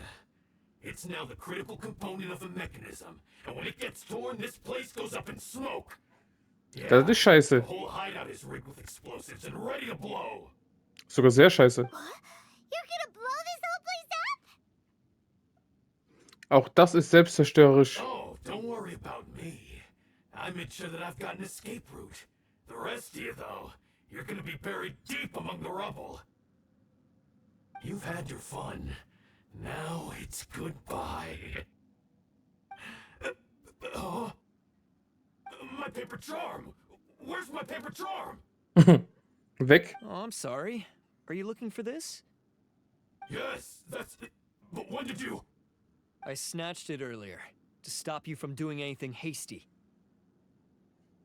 Why, you... And now you're going to betray me? You're one to talk. What about burying everyone here? If you ask me, that sounds like you've already betrayed our agreement, no? Just give it here! You done talking now? Huh? You sure? Great, because I'm done listening. Ah! Easy. No gutter. Great work, Takuya. You arrived in the nick of time. Stay away from me. Huh? I said stay away, or I'll tear the paper charm. Alter. Hey, oh, okay. Fine. Just calm down. What are you doing? Just because I won't let him blow this place to bits doesn't mean that I won't do it myself. Unless you want to get buried, you should leave this place now. Take everyone here and get out! You won't go through with it. If you were that cruel, then why bother protecting every person you've come across? Huh? I'm not here to reason with you. Go! Just get out of here! Er will hier sich selbst umbringen, oder? Mit allem, die ganzen Gebäude, alles mitnehmen. This sacrifice is mine to make. Mine alone! Why couldn't you just stay out of it? No one needs to sacrifice themselves. All right, then you tell me. What am I supposed to do? I've tarnished our Oni pride and abandoned our ancestors' oath. Only sacrifice can restore my pride now. I chose this path so I could provide for my fellow Oni. I was ready to die from the very beginning. This is between us blue Oni. But you...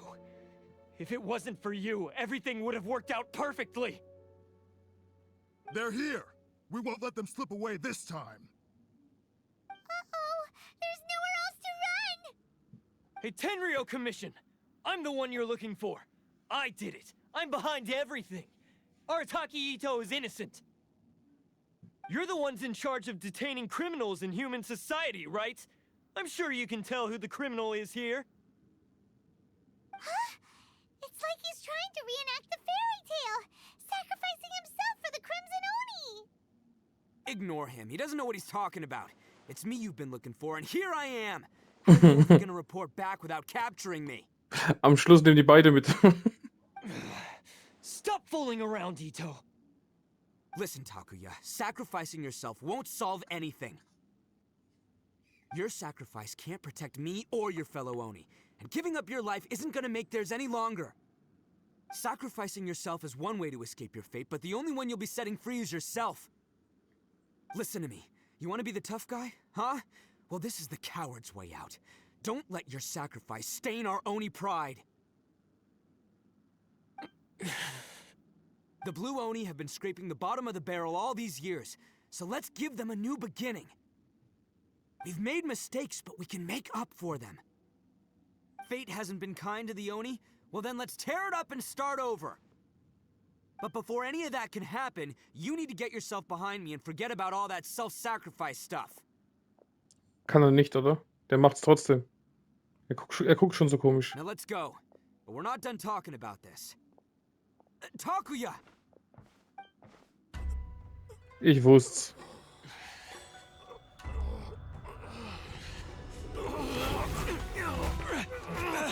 Oder doch nicht?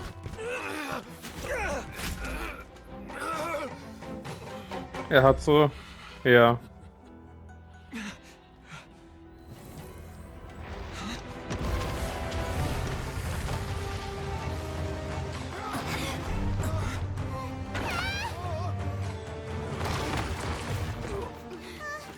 I'll take care of this. There are still people in danger. Go, help them. What? Hey, I got this. Come on! Die Rockmusik.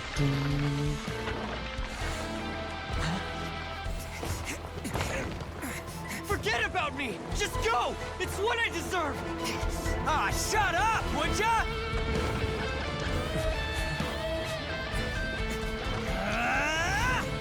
Noch Bullet-Tech. Ich habe irgendwie gedacht mit dem Kopf.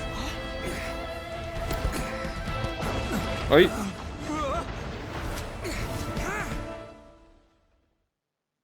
Itto ist eine Maschine.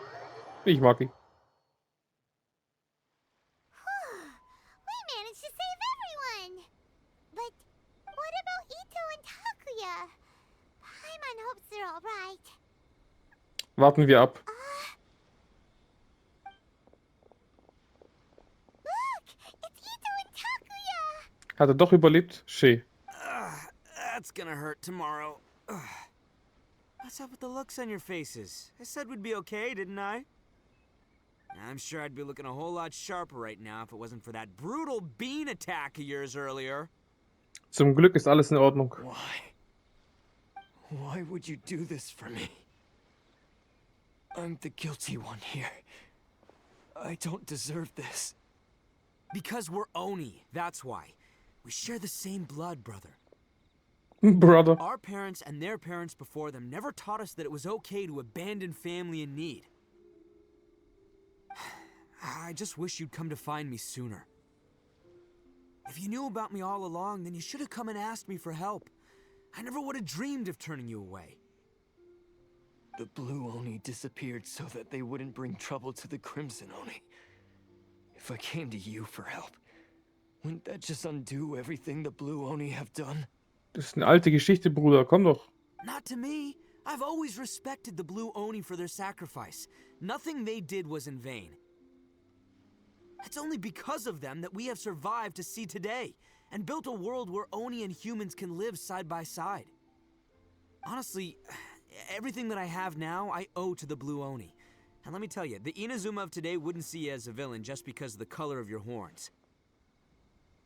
You say all that, but in spite of everything, you're barely getting by.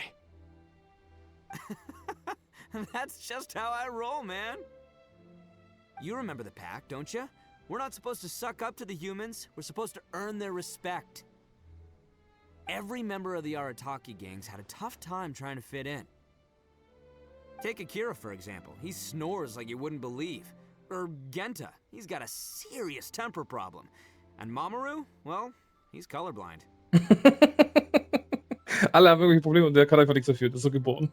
Der andere ist einfach nur colorblind. Das reicht schon. Even Granny Oni. She got that name for taking me in as a kid.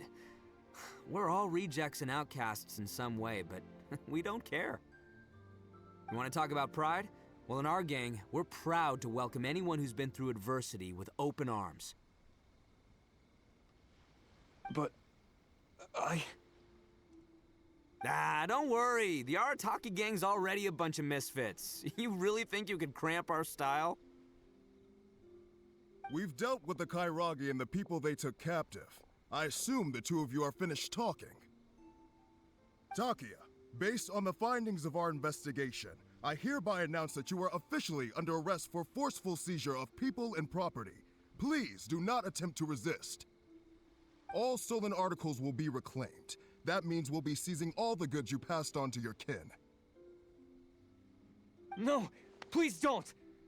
Without those goods, they'll... It's all right, Takuya. Those goods never belonged to us anyway. Don't worry. I'll help take care of your kin.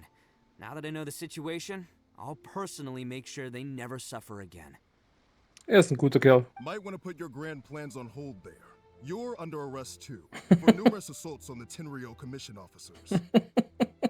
Oh, yeah, I guess I forgot about that.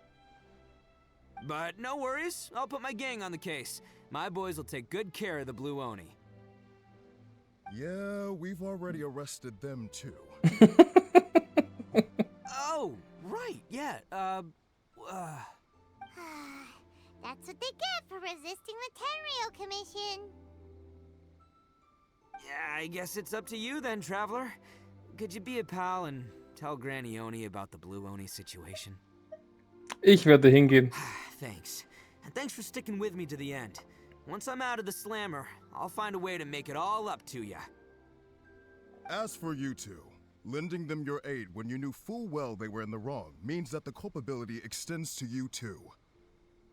But, given your unique circumstances, and in light of the complexity of this case, we won't press charges this time. Ja, Vorteil, wenn man eine Legende ist, hä? Sorry for the trouble. Hey, wait! Are unique circumstances? Are these guys like a big deal or something? Na, nichts Besonderes. Oh, yeah, okay. Cool. Because I was gonna say, you know, like, I'm kind of a big deal myself. Ich mag Itto. Yeah, alright, see you next time. Whenever that'll be.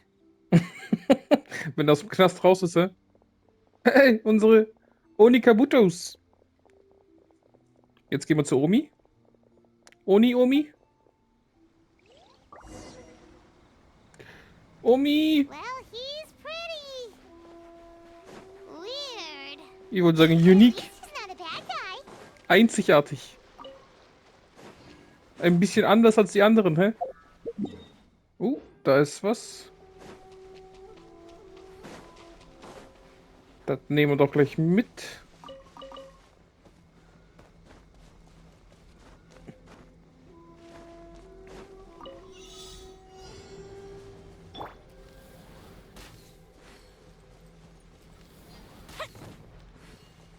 Das ist ja leicht. Was ist alles? Ooh, will we find any firework materials in here? Mach doch schwerere Sachen, ey. Was habe ich bekommen? Ah, für 12 Zeitherausforderungen, okay. Warte mal, den kann ich auch machen. Den kleinen da. Mal schauen, wo der hinfliegt. Wahrscheinlich da hinten auf dieser Insel. Die Richtung würde passen. Hä? Komm.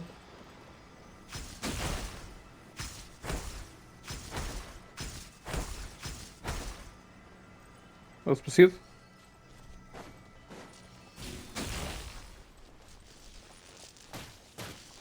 Ja, wie komme ich da hin?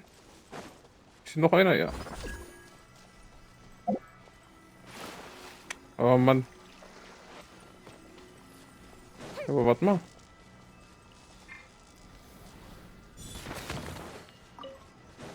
Ist hier nichts? Nö. Ist ja traurig. Und langweilig.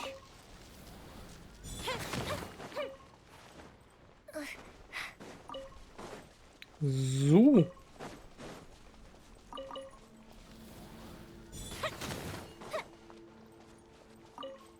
Naja.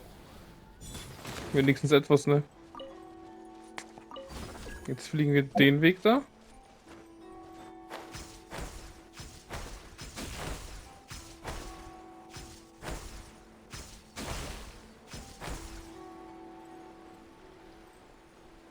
Ja, geht doch. Wir sind die beiden Schatzräuber. Vielen Dank.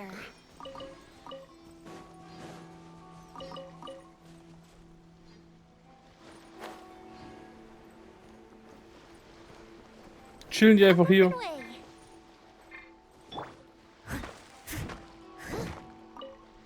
Hallo. Was macht ihr hier? Irgendwie sieht ihr ein bisschen suspicious aus. Komm her. Ins Wasser mit dir. Ja, falsche Richtung, oder? Ja. Leider nicht ins Wasser geschafft.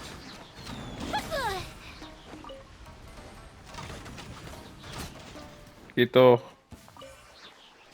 So. Nehmen wir das noch mit. Jetzt gehen wir zur Omi. Wo ist unsere Omi da? Also direkt in einen Blitzfass rein. Katastrophe. Natürlich.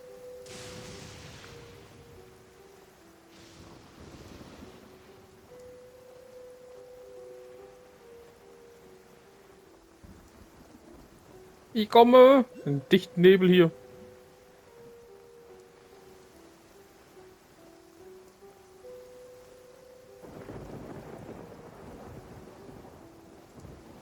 Hallo.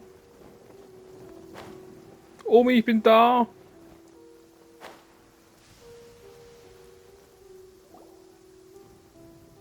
Ah, yes.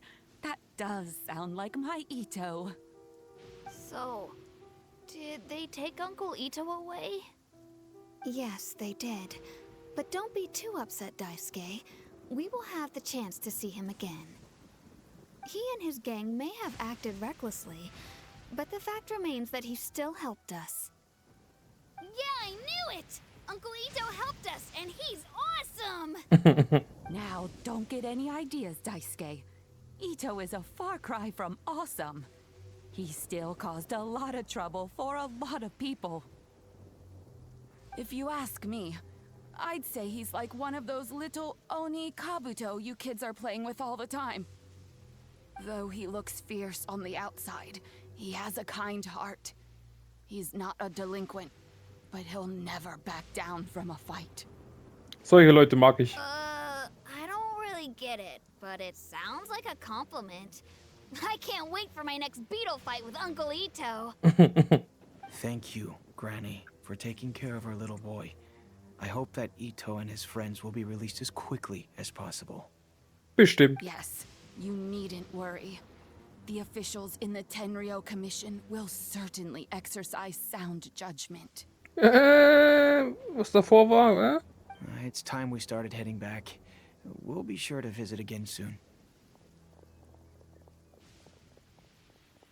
Ah, I'm glad that everything was resolved in the end. Things were looking quite dire, but now the future looks bright. Wonderful, wonderful. As for the Blue Oni, just leave them to me. If there's one thing an old granny like myself can do, it's caring for others. Sie ist eine gute Frau. Do you need our help? No, no. Go on ahead. I'm sure you have other adventures beckoning. So sieht's aus. Besides, once Itto is released, He'll be here to help me. Ist er immer so? Oh, yes. And you know what? I think that's what makes him adorable. Wouldn't you agree? He does whatever he puts his mind to. He's sincere, brave, and determined. Hat nur Angst vor Bohnen, hä? Back when I took him in, everyone thought I was most unusual indeed. They started calling me Granny Oni. But I've never been ashamed of this name. On the contrary, I'm quite proud of it. Ja, eine gute Frau. Because Itto is my pride and joy. A long, long time ago, in a village lost to time, there lived a crimson Oni and a blue Oni. They were the best of friends. The crimson Oni wanted to be friends with the humans, so the blue Oni played the role of the naughty kid. And then he left. After a long time, the crimson Oni was living happily with the humans, but in his heart, he wanted to bring the blue Oni back home. The crimson Oni didn't know where to find the blue Oni. His search took him up the highest mountains and across the widest rivers. He found many traces of the blue Oni, but the more he found, the clearer it became. The blue Oni was hiding on purpose. So just as the blue Oni had once done, the crimson Oni left him a letter. Dear Owl, I've made lots of human friends now, and I want to have a big party for everyone. I want all my friends to be there. That means you too, Owl. If you don't want to meet me, you can just watch from a distance. The blue Oni snuck back to the village and hid in the shadows. He saw the great feast and roaring fire and longed to join in. But though his stomach rumbled, the blue Oni remembered the oath of old and kept his distance. Oh. Suddenly, he jumped. The crimson Oni was right behind him. Gut so. Hey, you're finally back. Itto, du bist ein Come Maschine. on, I'll introduce you. It's time everyone met my best friend. Jeder braucht einen Itto im Leben. Der ist eine gute Seele. Genau, erwache goldene Seele.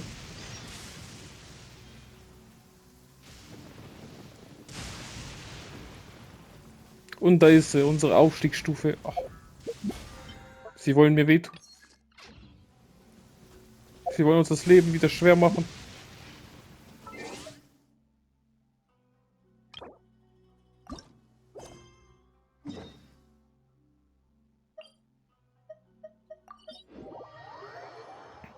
Mach mal. Mal schauen, ob wir es schaffen. Why don't we do a bit of sunny work? Oh, what?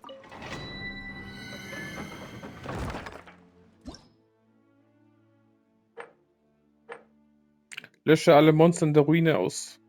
Wind und Wasser. Ah.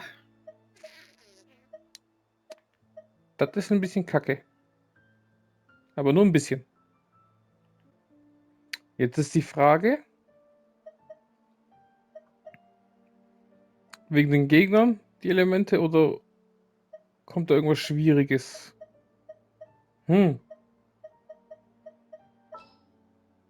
Wasser kann ich mitnehmen, wegen Heilung.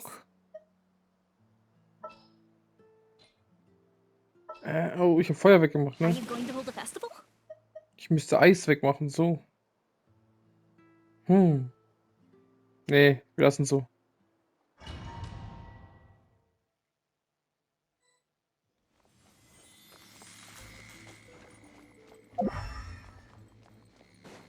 Das lassen wir genau so. Ey. Die wollen mich töten.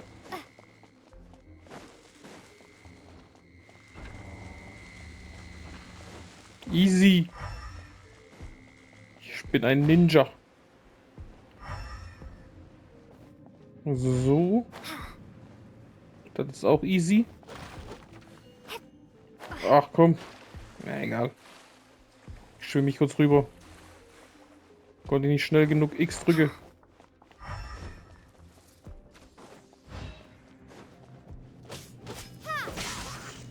So, ihr Nervensägen sind jetzt 80. Aber das kriegen wir trotzdem hin. Ja, geht eigentlich. Habe ich mir schlimmer vorgestellt. Aber geht vollkommen klar. Brauchen wir ein paar Schläge mehr bloß. Jetzt bin ich auf die Gegner gespannt. Ich hoffe nicht zu stark ist. Sonst wird es kritisch. Okay. Fangen wir gleich hart an. Mit voller Wucht. 3 Minuten nur. Okay. Komm. Du musst zuerst drauf gehen. Das ist die größere Nervensäge. Komm her.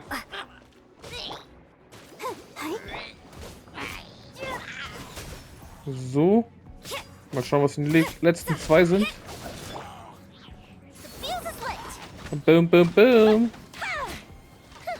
Das sind die letzten 2. Ein Ruinenwächter und... Oh. Bist du alleine? Okay. Kriegen wir trotzdem hin. Heilen wir gleich. Komm. Wechsel schneller. Ja. Boom. Komm, verbrenne.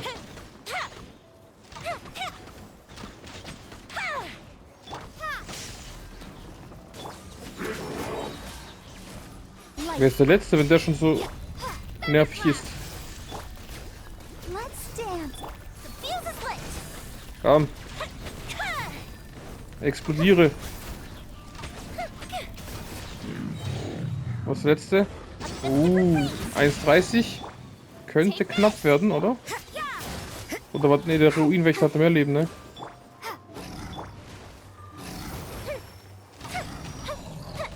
Komm her. Ah ja, das wird klappen. Hab's mir schwerer vorgestellt, als es ist. Easy work, würde ich sagen. Komm her. Gleich wieder einfrieren. Jetzt noch ein bisschen Elektro rein. Oh, daneben voll. Komm her. Komm her. Mit deinem Water hier. Ja, Wind hätten wir echt nicht gebraucht. Ich weiß nicht, wen wir hier bei Wind bräuchten. Hey, hey. Easy. So. Dann haben wir das auch erledigt. Weltenstufe 6. Sehr schön. Das gibt auch nochmal 10. Perfekt.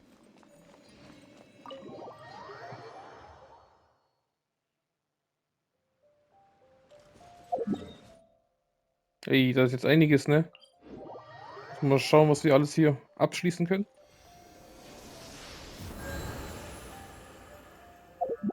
Was haben wir eigentlich jetzt hier?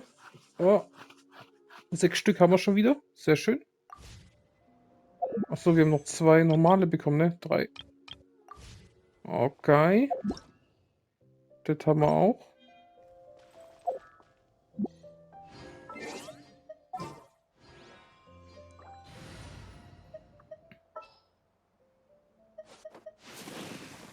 I will protect you. Wish me luck. More So. companions. Hooray! Oh, Hab mich an diese Links-Rechts-Kombo gewöhnt. Da sind noch ein paar Blümchen. So. Können wir schauen, ob noch ein Hilichurl komischer hier rum chillt. Nope. Leider nicht.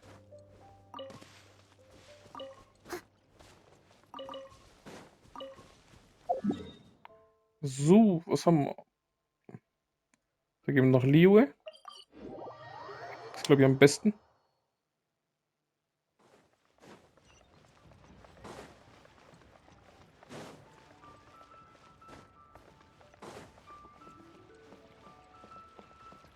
Add Astra.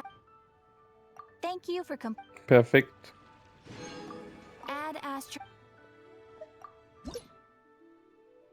Wunderschön. Den haben wir auch erledigt. Wir haben jetzt nochmal 125 bekommen. Ja. Perfekt. Noch ein Wind. Da gibt es auch nochmal 125. Wird auch nochmal die Weltenstufe erhöht.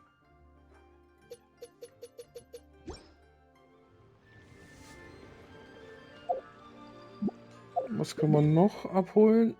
Erkundungsbelohnung. Oh, hätte ich fast vergessen. Add Astra.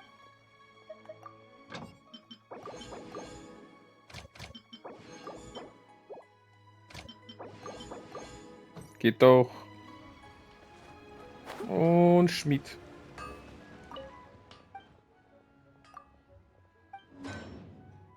Perfekt. So. Haben wir schon mal das Wichtigste.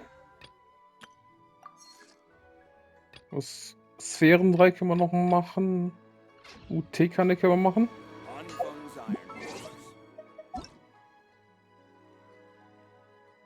Genau, da wollen wir rein.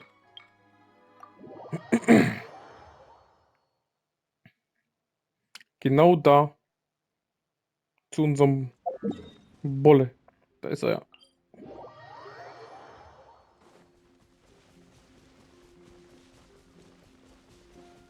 Hoffentlich hast du gutes Zeug, hä?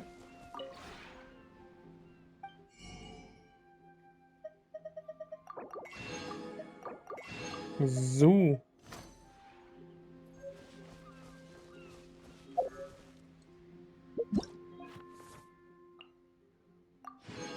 Nochmal 2. Jetzt fehlen nur noch die Kantale eigentlich. Und die kann man dann wegballern sozusagen.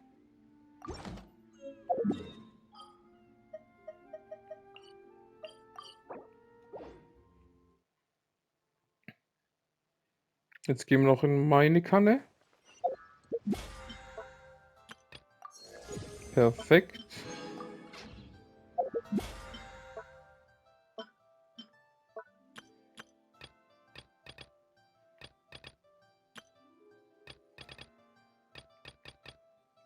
Das können wir noch schaffen. Die 3 Sphären. Jetzt habe ich keinen Bock. Das ist zu wenig. Und das schaffen wir wahrscheinlich auch nicht mehr. Deswegen, das machen wir noch auf jeden Fall. Die 3 Sphären. Und zuerst das da. Zack, zack. Dann gehen wir noch schnell in die Teekanne.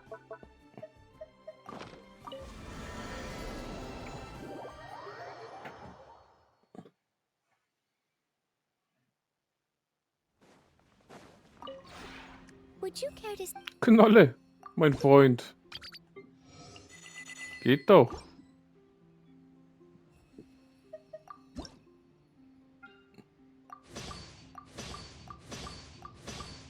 Easy. Einmal. Zweimal. Sonst habe ich nichts mehr? Doch. 3-mal. Ich habe gehofft, dass ich schon 4 Sachen habe, aber es sieht nicht so aus. Ich sehe kein blaues Zeichen. Nope. Muss ich eins kaufen.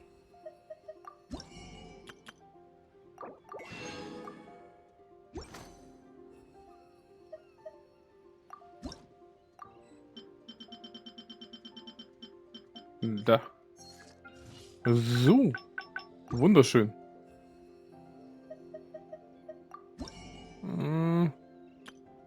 Da. Nehmen wir doch.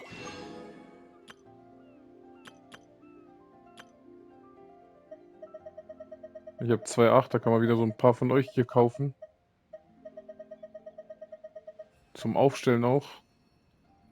Kann ab Abschluss von Geheimnis der segnenden Wüste eingetauscht werden. Kann nach Abschluss von Lügen, die in den Rampenlicht Schatten werfen, eingetauscht werden. Da. Kostet einer weniger. Da 2 davon. Bleiben wir über 2000 so. Wunderschön. If you ever So. Stell mal ein paar Sachen auf, oder? Würde ich sagen.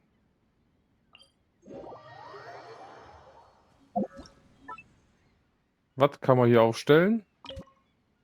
Zack. Zack. Ui.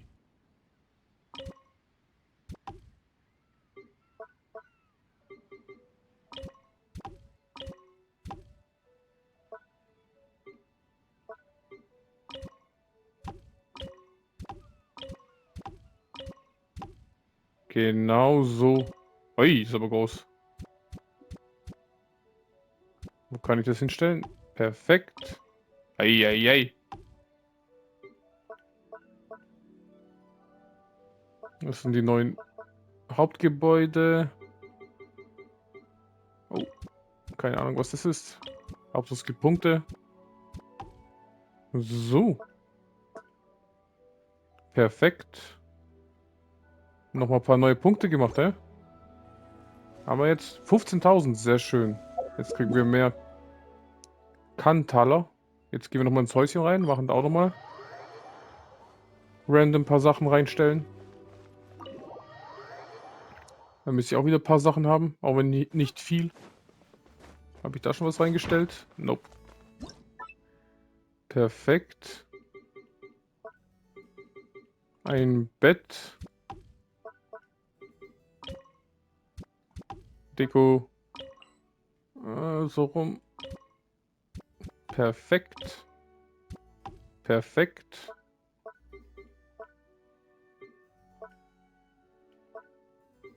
Schade. Nur ein bisschen, ne? Egal. 15.300 schon. Ich glaube 20.000 war das höchste. Das müssen wir erreichen. Da kriegen wir am meisten Kantaler, wenn ich mich nicht ganz irre. Ich glaube es waren 20.000. would you care to Nee. Nee. Wo schaue ich das nochmal nach? Kumpel. Nee, das war doch hier, oder? Aber ich sehe keinen Knöpfe. Da gehe ich dahin. Ah, da Dreieck muss ich drücken. So. Ja, 15.000. Jetzt haben wir was Neues bekommen. Und das letzte ist 20.000. Paradies.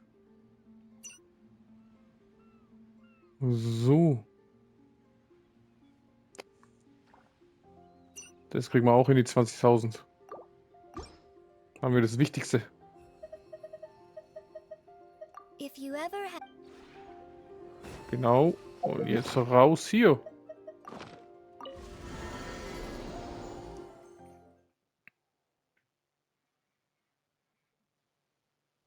So. Das haben wir alles. Das haben wir alles. Wir wollten jetzt die 3 Sphären machen. Machen wir für Talent oder Waffe? Mal schauen.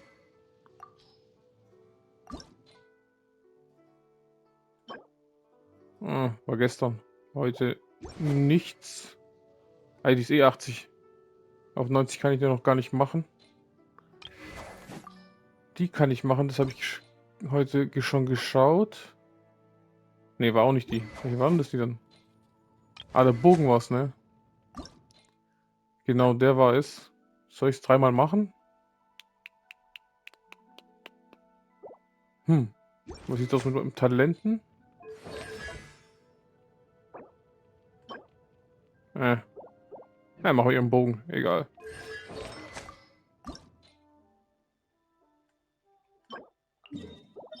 Bring mich dahin. Hauen wir den 3-mal weg.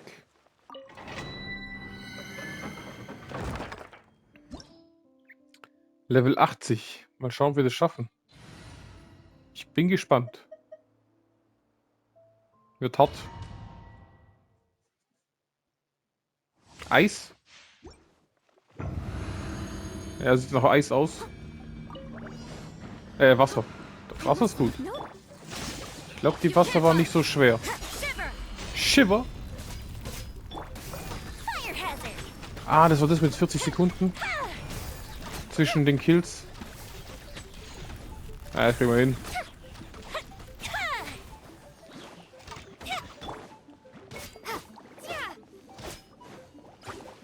War 80 schon beim letzten Weltenstufe? Weiß gar nicht mehr.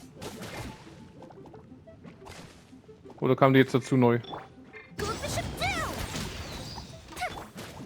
Ey! Ihr Nerven. Ey! Da! Ein bisschen kurz heilen. Da! Bam, bam, bam, bam.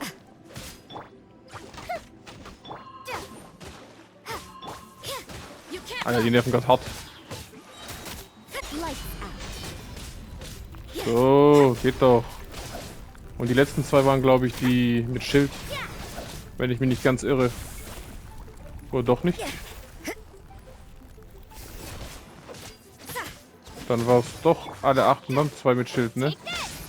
Dann habe ich das doch schon gemacht. Boom! Komm her. Judgment. Alter, Alter, Alter.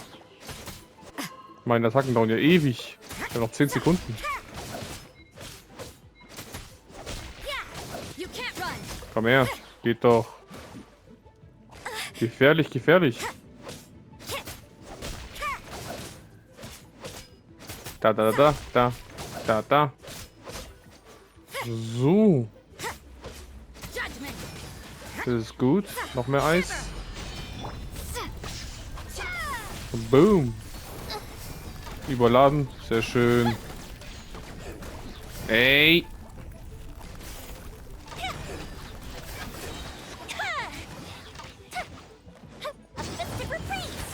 Boom.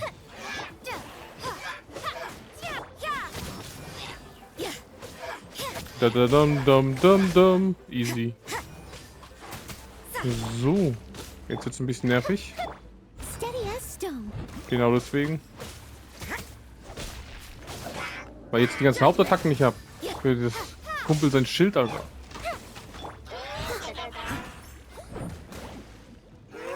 Jetzt kommt noch das. Oh. Ne, ich glaube, wir hatten nicht 80. Die sind stärker als letztes Mal. Dauert ja ewig, bis ich hier besiege. Perfekt. Perfekt, Schmelzen ist wieder da. Komm, wir müssen sein Schild wegballern. Mach schneller schmelzen. Perfekt. Oh, jetzt wird's knapp. Wer zackt am meisten ab, ist die Frage. Gegen die Zeit. Bam, bam, bam. Bam, bam, bam. Easy. Hui. Hartes Stück Arbeit.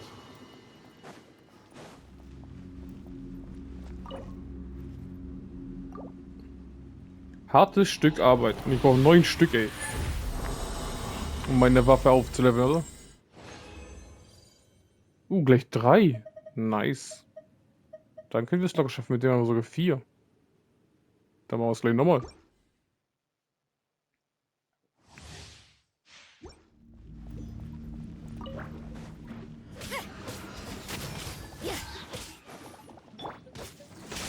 Da alle ein bisschen wehtun.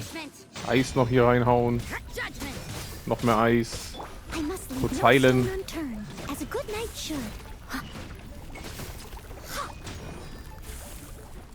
Bom bom bom bom bom bom bom bom bom bom bom bom bom. Hier noch ein bisschen Eis. Feuer ist immer so ein bisschen, dauert ewig, ne? Bis es 45 Sekunden. Ey. Gefährlich, gefährlich. Da noch ein bisschen reinklatschen.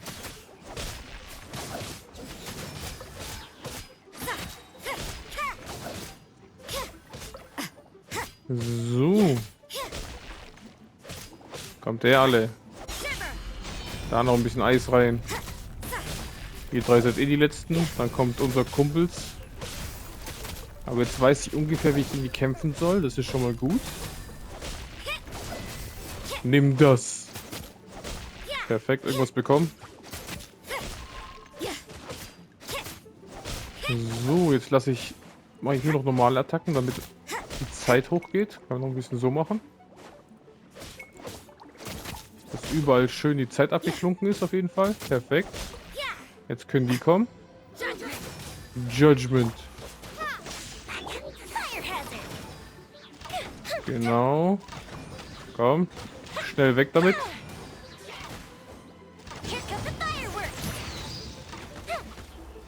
Schnell weg. Ah, ich habe keins mehr. Da noch ein bisschen. Nix. Nix. Oh. Komm. Warte mal. Jetzt könnte Elektro gut sein. Perfekt.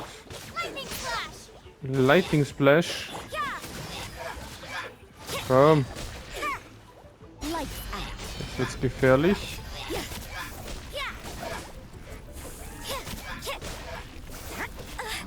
Hey. Komm.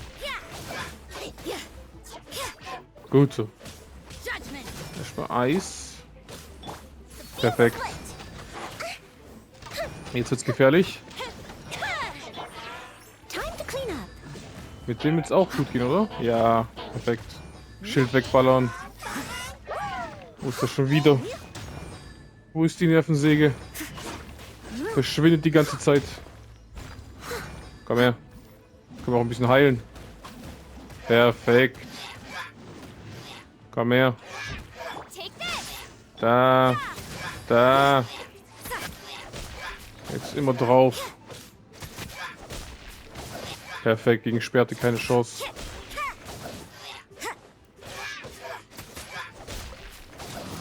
Ja, so geht's leicht. Perfekt. Immer noch am Leben. Numero dos geschafft. Freut mich.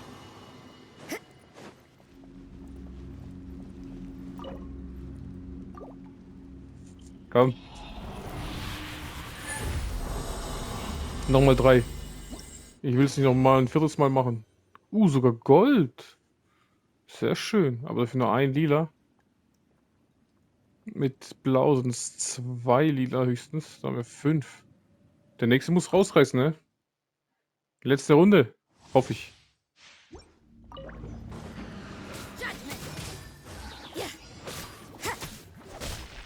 Boom. You can't run. Freut mich doch.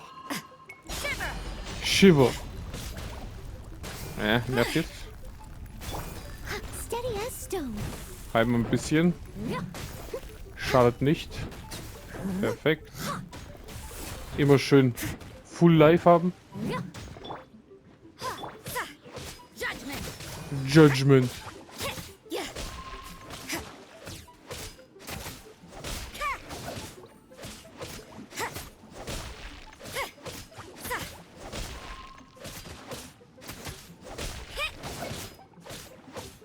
Bom, bom, bom. So, einer down. Zweite down. Lightning Splash. Oh, gefährlich. Gehen wir auf den Geschwächten zur Sicherheit. Perfekt. Dies lass mal für einen von den nervigen Schilden. Ich glaube, die schaffe ich auch so ohne. Ey. Oh, es sind 3 sogar wieder.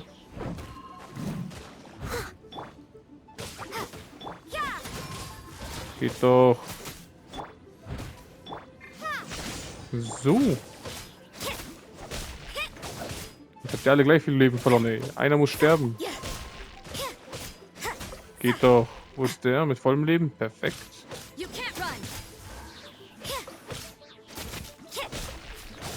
So ist gut. Macht weiter so, meine kleinen Nervensägen.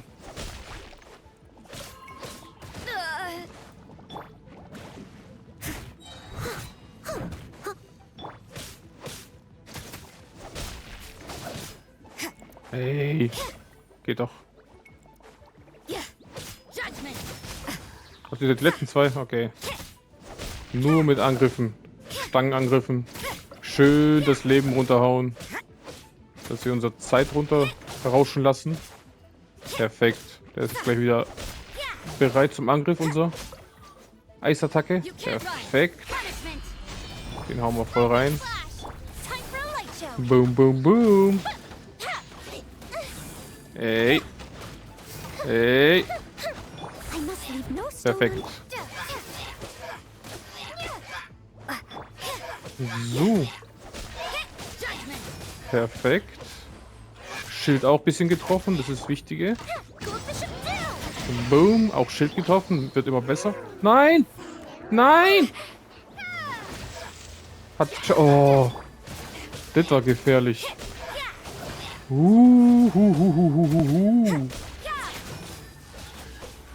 Der zweite hätte mir fast den Sieg gekostet.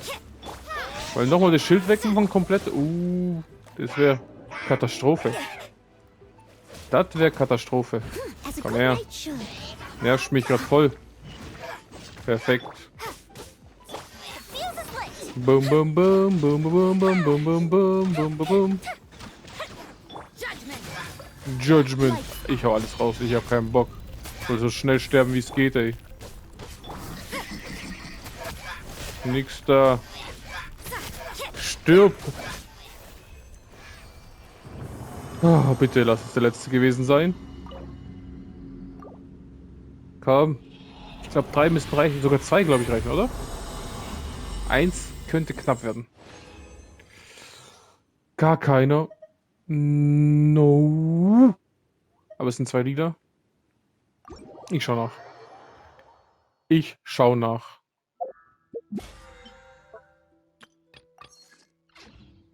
Aber erstmal schön heilen. So. Sehr schön. Jetzt kommt das Wichtige. Errungenschaften. Mein Urgestein. Ah, wieder einfrieren. Easy. So macht man schön leicht Urgesteine. Haben wir schon wieder fast 1000. Sehr schön.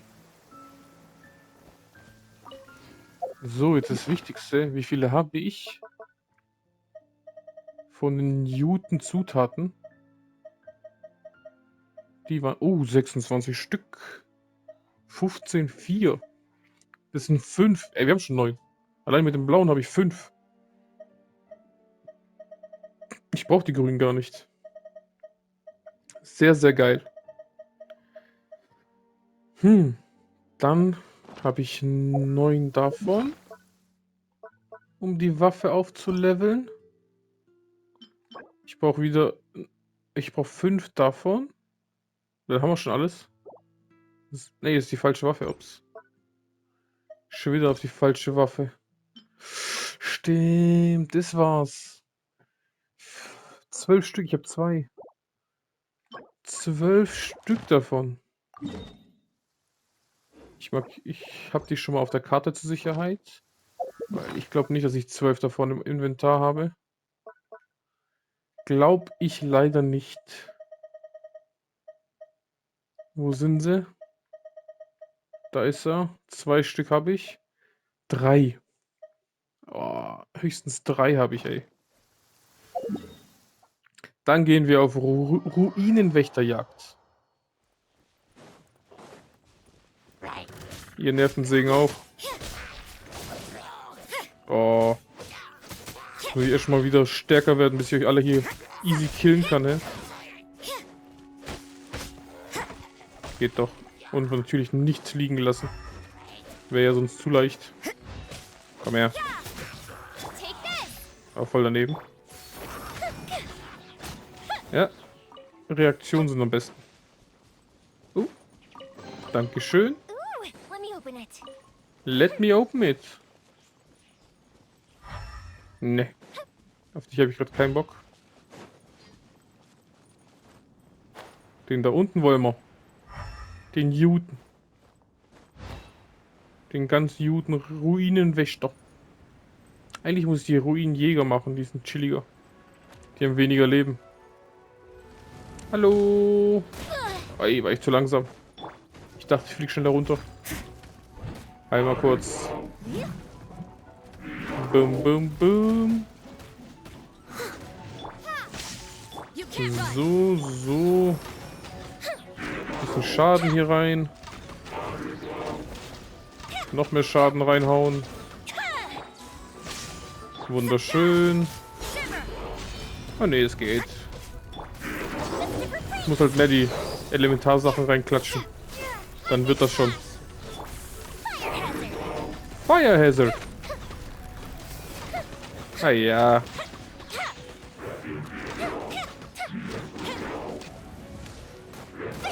Ei, schon wieder. Heimer doch.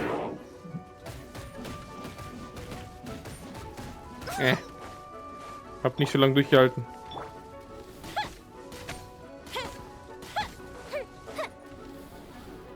Gib mir dein Gesicht, ey. Ein einziger, nee, 2 grüne. Willst du mich verarschen? Das wird nicht besser, ey. Lass mal die Ruinenjäger machen. Ich glaube, die haben weniger Leben. Ich bin mir aber nicht sicher.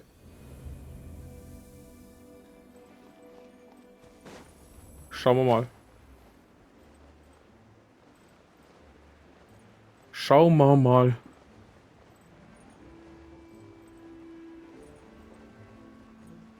Da ich eh auch Äxte brauche, nehme ich den Axttippen hier unten gleich mit. Also Äxte. Und der Axttipp meine ich ja den nervigen. Hä? Warum sind da solche Leute da? Hier war doch ein Axt. Davor, oder? Wo bist du? Ach komm, Eis auch noch. Oh Mann. Wollen die mich jetzt gerade verarschen? Da.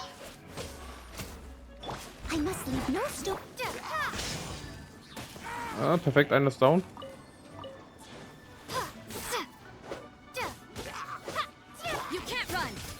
Der Hydro ist scheißegal, ey. Doch nicht, der nervt mich auch gerade wieder.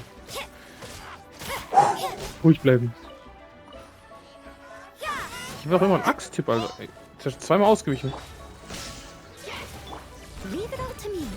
Komm her. Ich bin gerade mega auf den Sack.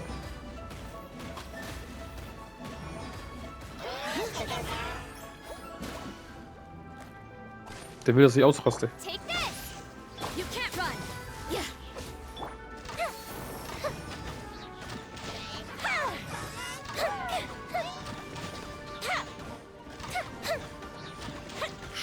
Stirb, stirb, stirb.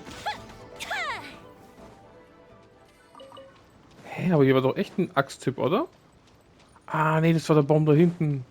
Der war auf Land und nicht so im Wasser.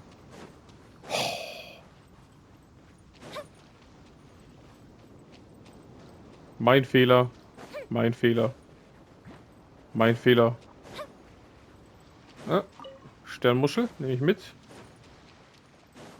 Ruinenjäger, ich komme.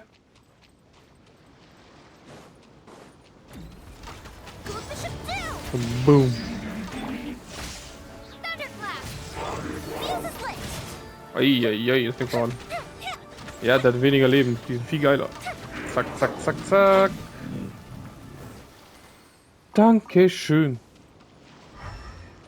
Die sind viel, viel geiler. So. Sternmuschel. Da ist noch eine.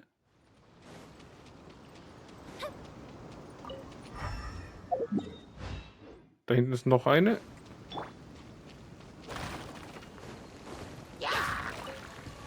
Oh, gleich 2.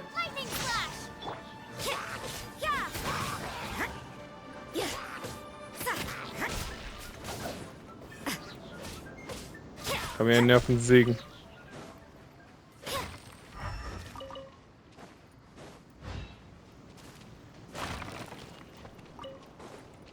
Da, die wollte ich. So, wo ist der nächste Ruin? Jäger. Da. Da muss ich erstmal hin. Heilen.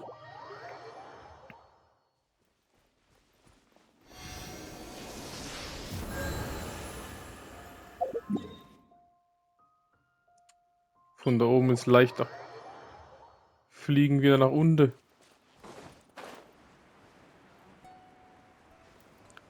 Ich komme. Ich komme. So schnell es geht.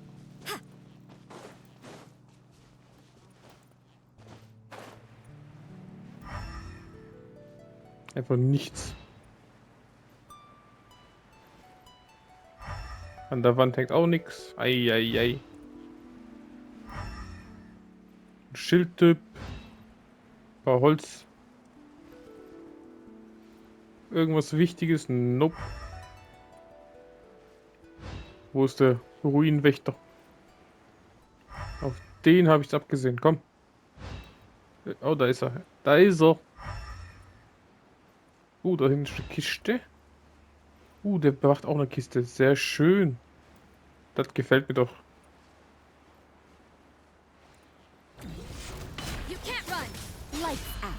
Lights out.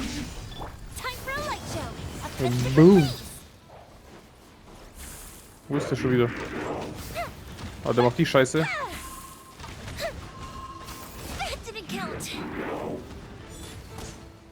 Komm runter. Dumm, dumm, du. Komm. Zack, zack, zack. Bam. Bye, bye. Das ist nicht mehr viel, hä? Nice. Oh, die geben aber ganz wenig lila. Ganz, ganz wenig lila. Keiner hat bis jetzt lila gegeben. Katastrophe. Warte, wo war jetzt die? Da war doch irgendwo eine Truhe. Wo war die schöne Truhe? Da. Oder? Nee. Hä? Als ich geflogen bin, war es leichter.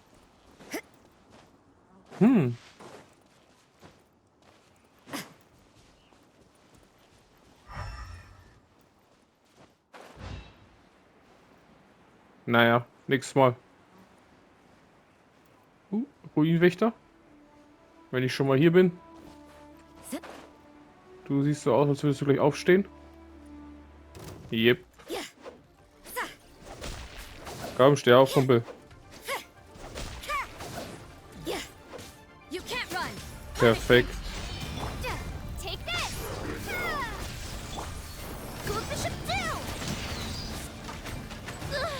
Eieiei. Eieiei.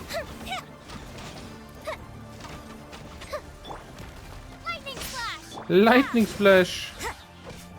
Siehst du, der Ruinenjäger, der wäre schon längst down, Alter. Die Dinger sind viel robuster. Viel, viel robuster. Komm, down mit dir. Ich hätte alle meine Hauptattacken, ey.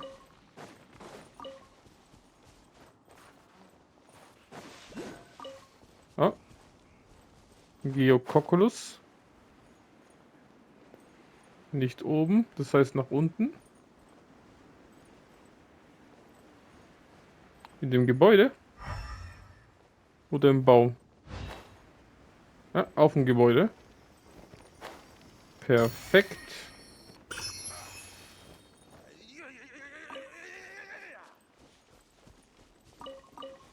So.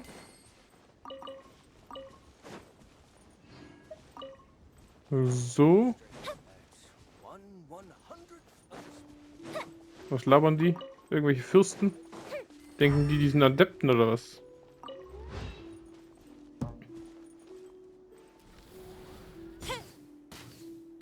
Er ist so weit weg. Ah doch, erwischt. Erwischt. Erwischt. Perfekt. Sehr, sehr geil. Einfach so eine Kiste. Und ich habe ihn das erste Mal nicht gesehen bei dem Teleporter. Willst du mich verarschen? Da.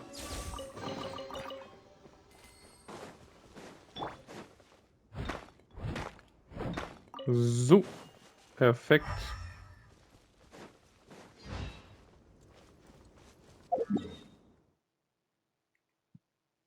Ah, verdammt. Das habe ich nicht. Den schönen Teleporter. Muss ich schön laufen. Oh. Das ist so ein Gebiet, wo die überall sind. Oder doch nicht? Ne, sieht nicht so aus.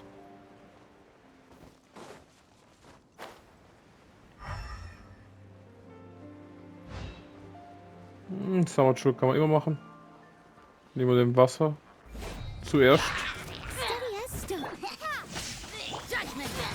Judgment. Also beides Wasser? Ne, eines Wind, oder? Perfekt. Jetzt machen wir den Wind. Perfekt. Oh nee.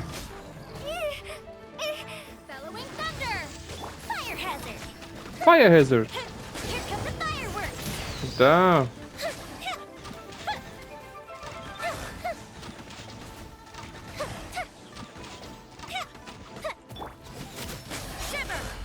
Da.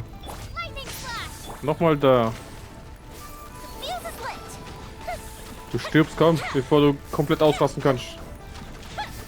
Sag ich doch.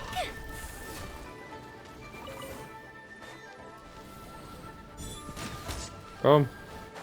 Runter mit dir. Da.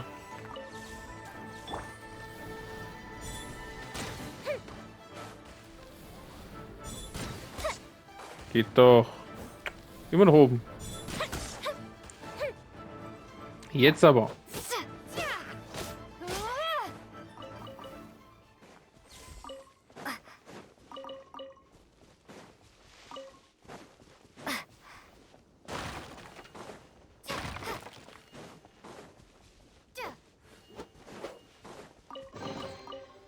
Sehr schön.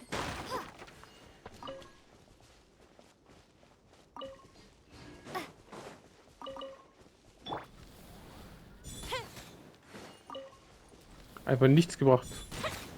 Wieso kann man manche kaputt machen, manche nicht? Verstehe ich nicht. Naja. So, perfekt. Versuchen wir da hoch zu kommen und den schönen Ruinenjäger zerfetzen. Aber 12 Stück. Das wird ewig dauern. Muss ich nebenbei wahrscheinlich machen. Mal schauen, wie lange die Folge noch läuft. Gehen wir da hoch. Ja, ein paar Nervensägen aufgetaucht, aber die brauche ich nicht.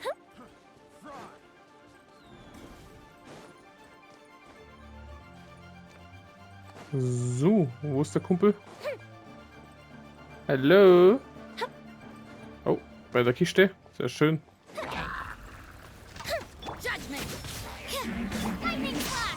Lightning Splash. Boom. Komm her, ihr Nervensägen. Mach ich euch zuerst kaputt. Dass ihr mir nicht auf den Sack geht.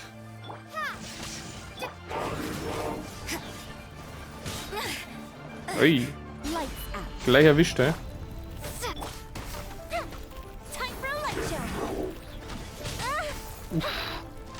Der hat gesessen.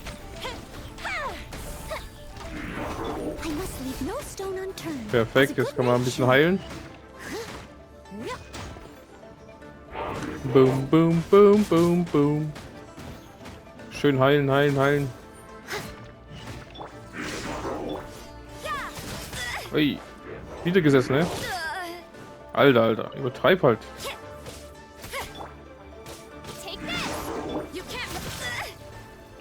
Der will mich kaputt machen. Oh, das hat 83, sehe ich gerade. Ein bisschen stärker als der Rest, ne? Und der gibt nur grün. Ich glaube es einfach nicht.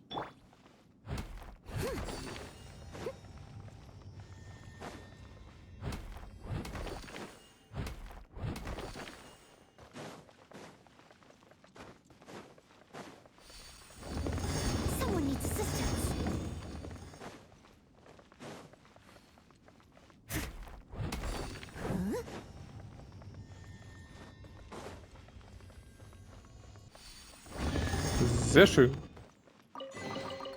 Ooh, wonderful. Wonderful. Finde ich auch. Vielleicht doppelt hier Truhen.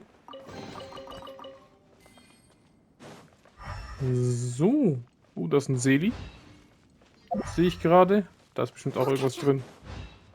100% ist da was drin.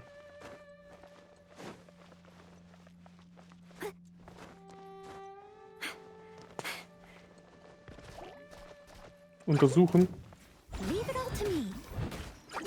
Kommt alle her. Ui. Bom, bom, bom, bom.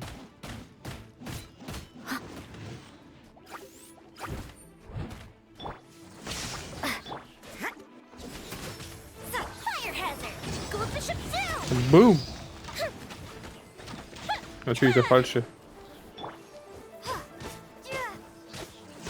Da.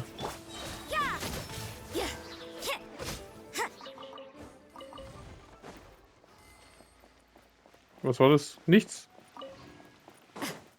10. Oh, ich habe 10.000 bekommen. Wenigstens eine Kiste, ey. Und das war so mein Untersuchen hier unten. Naja, besser als nix. Ich habe aber echt gedacht, es kommt eine Kiste. Na ja. Den Seli wollte ich noch machen. Komm, Kumpel, komm. Natürlich sind hier noch Schatzräuber. Wäre sonst langweilig.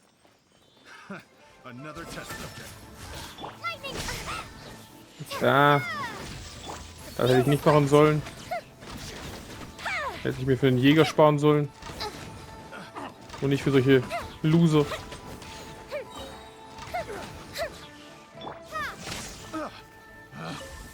Naja. Was man nicht alles tut für eine schöne Truhe. Perfekt. I'll keep this close. So. Da ist noch einer. Perfekt. Den holen wir uns auch doch gleich. Die Richtung.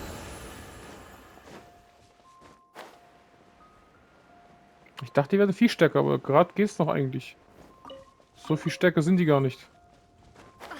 Die ganzen Gegner. Merkt man den ganzen Ruin. Oh, da ist einer. Den nehme ich, glaube ich, alle mit. Glocken. Glasglöckchen.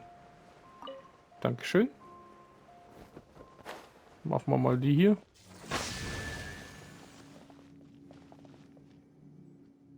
Halt die so lang? Nee, die blinkt so schnell. Oder doch? Nee, hält nicht so lang. Und was, wenn ich darüber schlag? Ist nicht weit genug. Errungenschaft. Stimmt. Hätte ich fast vergessen. Helle Hülle? Also war ich im Gebiet der großen Kluft. Ah, cool. So außenrum am Rand wahrscheinlich, ne? Machen wir eine neue Truppe. Unsere Elektro-Truppe. Haben wir schon hier. Nehmen wir noch King rein. Let's do. Ah, shit.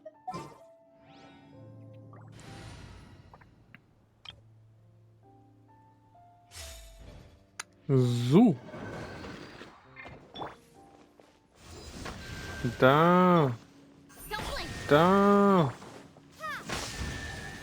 Wunderschön. Is this an answer from this world? So.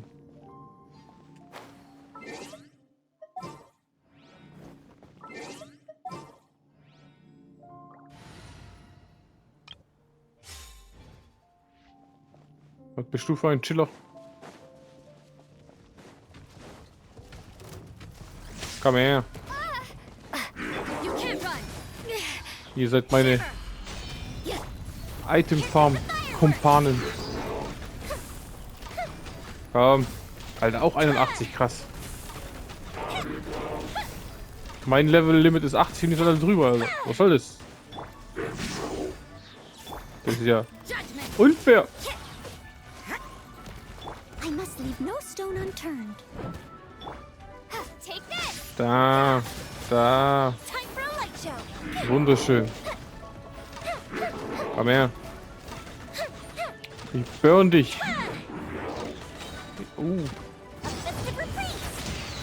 Das ist gefährlich. Gefährlich.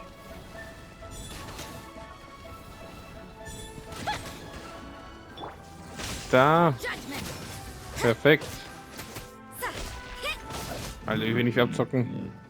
Ein Haufen von nichts, ey.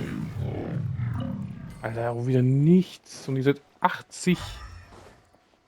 Das ist krank.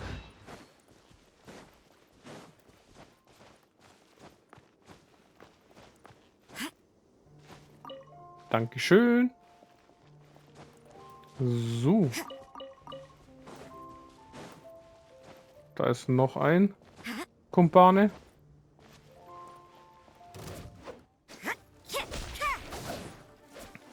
Komm, steh auf. Geht doch.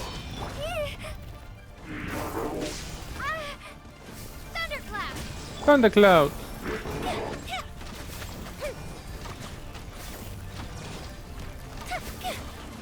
Boom, boom, boom, boom. I want you in my room. I will spend the night together. While we boom, boom, boom. I'm so weak in my knees. For you. Komm, stirb, stirb. Ui, klären wir dich. Wunderschön. Dreh dich doch nicht jetzt, komm.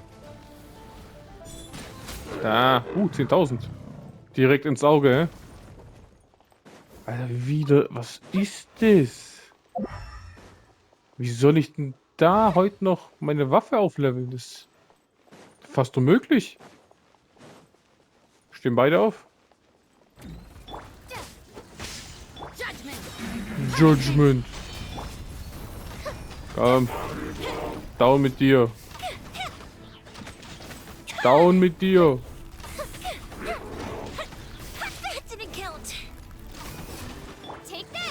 Take this. And this. Komm. Du Nervensäge. Komm runter. Oi. Lad doch ein bisschen Leben auf. Boom, boom, boom, boom. Oi, oi, oi. Mach kaputt den Typen. Lass ihn nicht zur Ruhe kommen.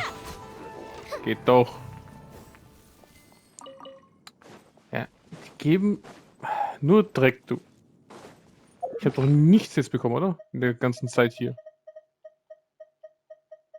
Was habe ich groß hier bekommen? Das anderes Zeug. Nee, warte. Die Viecher waren hier, ne? Ja. Das sind 7 blaue. Das heißt, ich habe 16 blau, sind 5. 5 Lila nur. Das heißt 7 Lila. Das heißt, ich muss nochmal die gleiche Menge killen. Katastrophe. Nee, das war's für Erste. Wenigstens die Hälfte gemacht. Die können wir jetzt immer wieder jagen, wenn wir welche sehen. So. Ne, haben wir eigentlich alles schon gemacht. Waren wir nur noch beim Jagen von den Typen, ne? Weg mit euch. Nervt mich. Gehen wir Leo zurück. Weil morgen müsste der letzte Teil der Event-Mission sein. Das machen wir dann auch sehr wahrscheinlich sofort dann. Die letzte Event-Mission. Ja, und das wäre es dann eigentlich schon mit der Event. Und dann könnten wir Shogun Raiden machen und dann sind wir schon beim Zwischenkapitel und dann sind wir in Sumeru. Langsam alles abgearbeitet. Perfekt. Auf jeden Fall. Danke fürs Zuschauen. Hier war Robi von R&R Production. Und wir haben Genshin Impact Part 62 gespielt. Hoffe, es hat euch gefallen. Subscribt und kommentiert. Und bis zum nächsten Mal. Bye bye und ciao.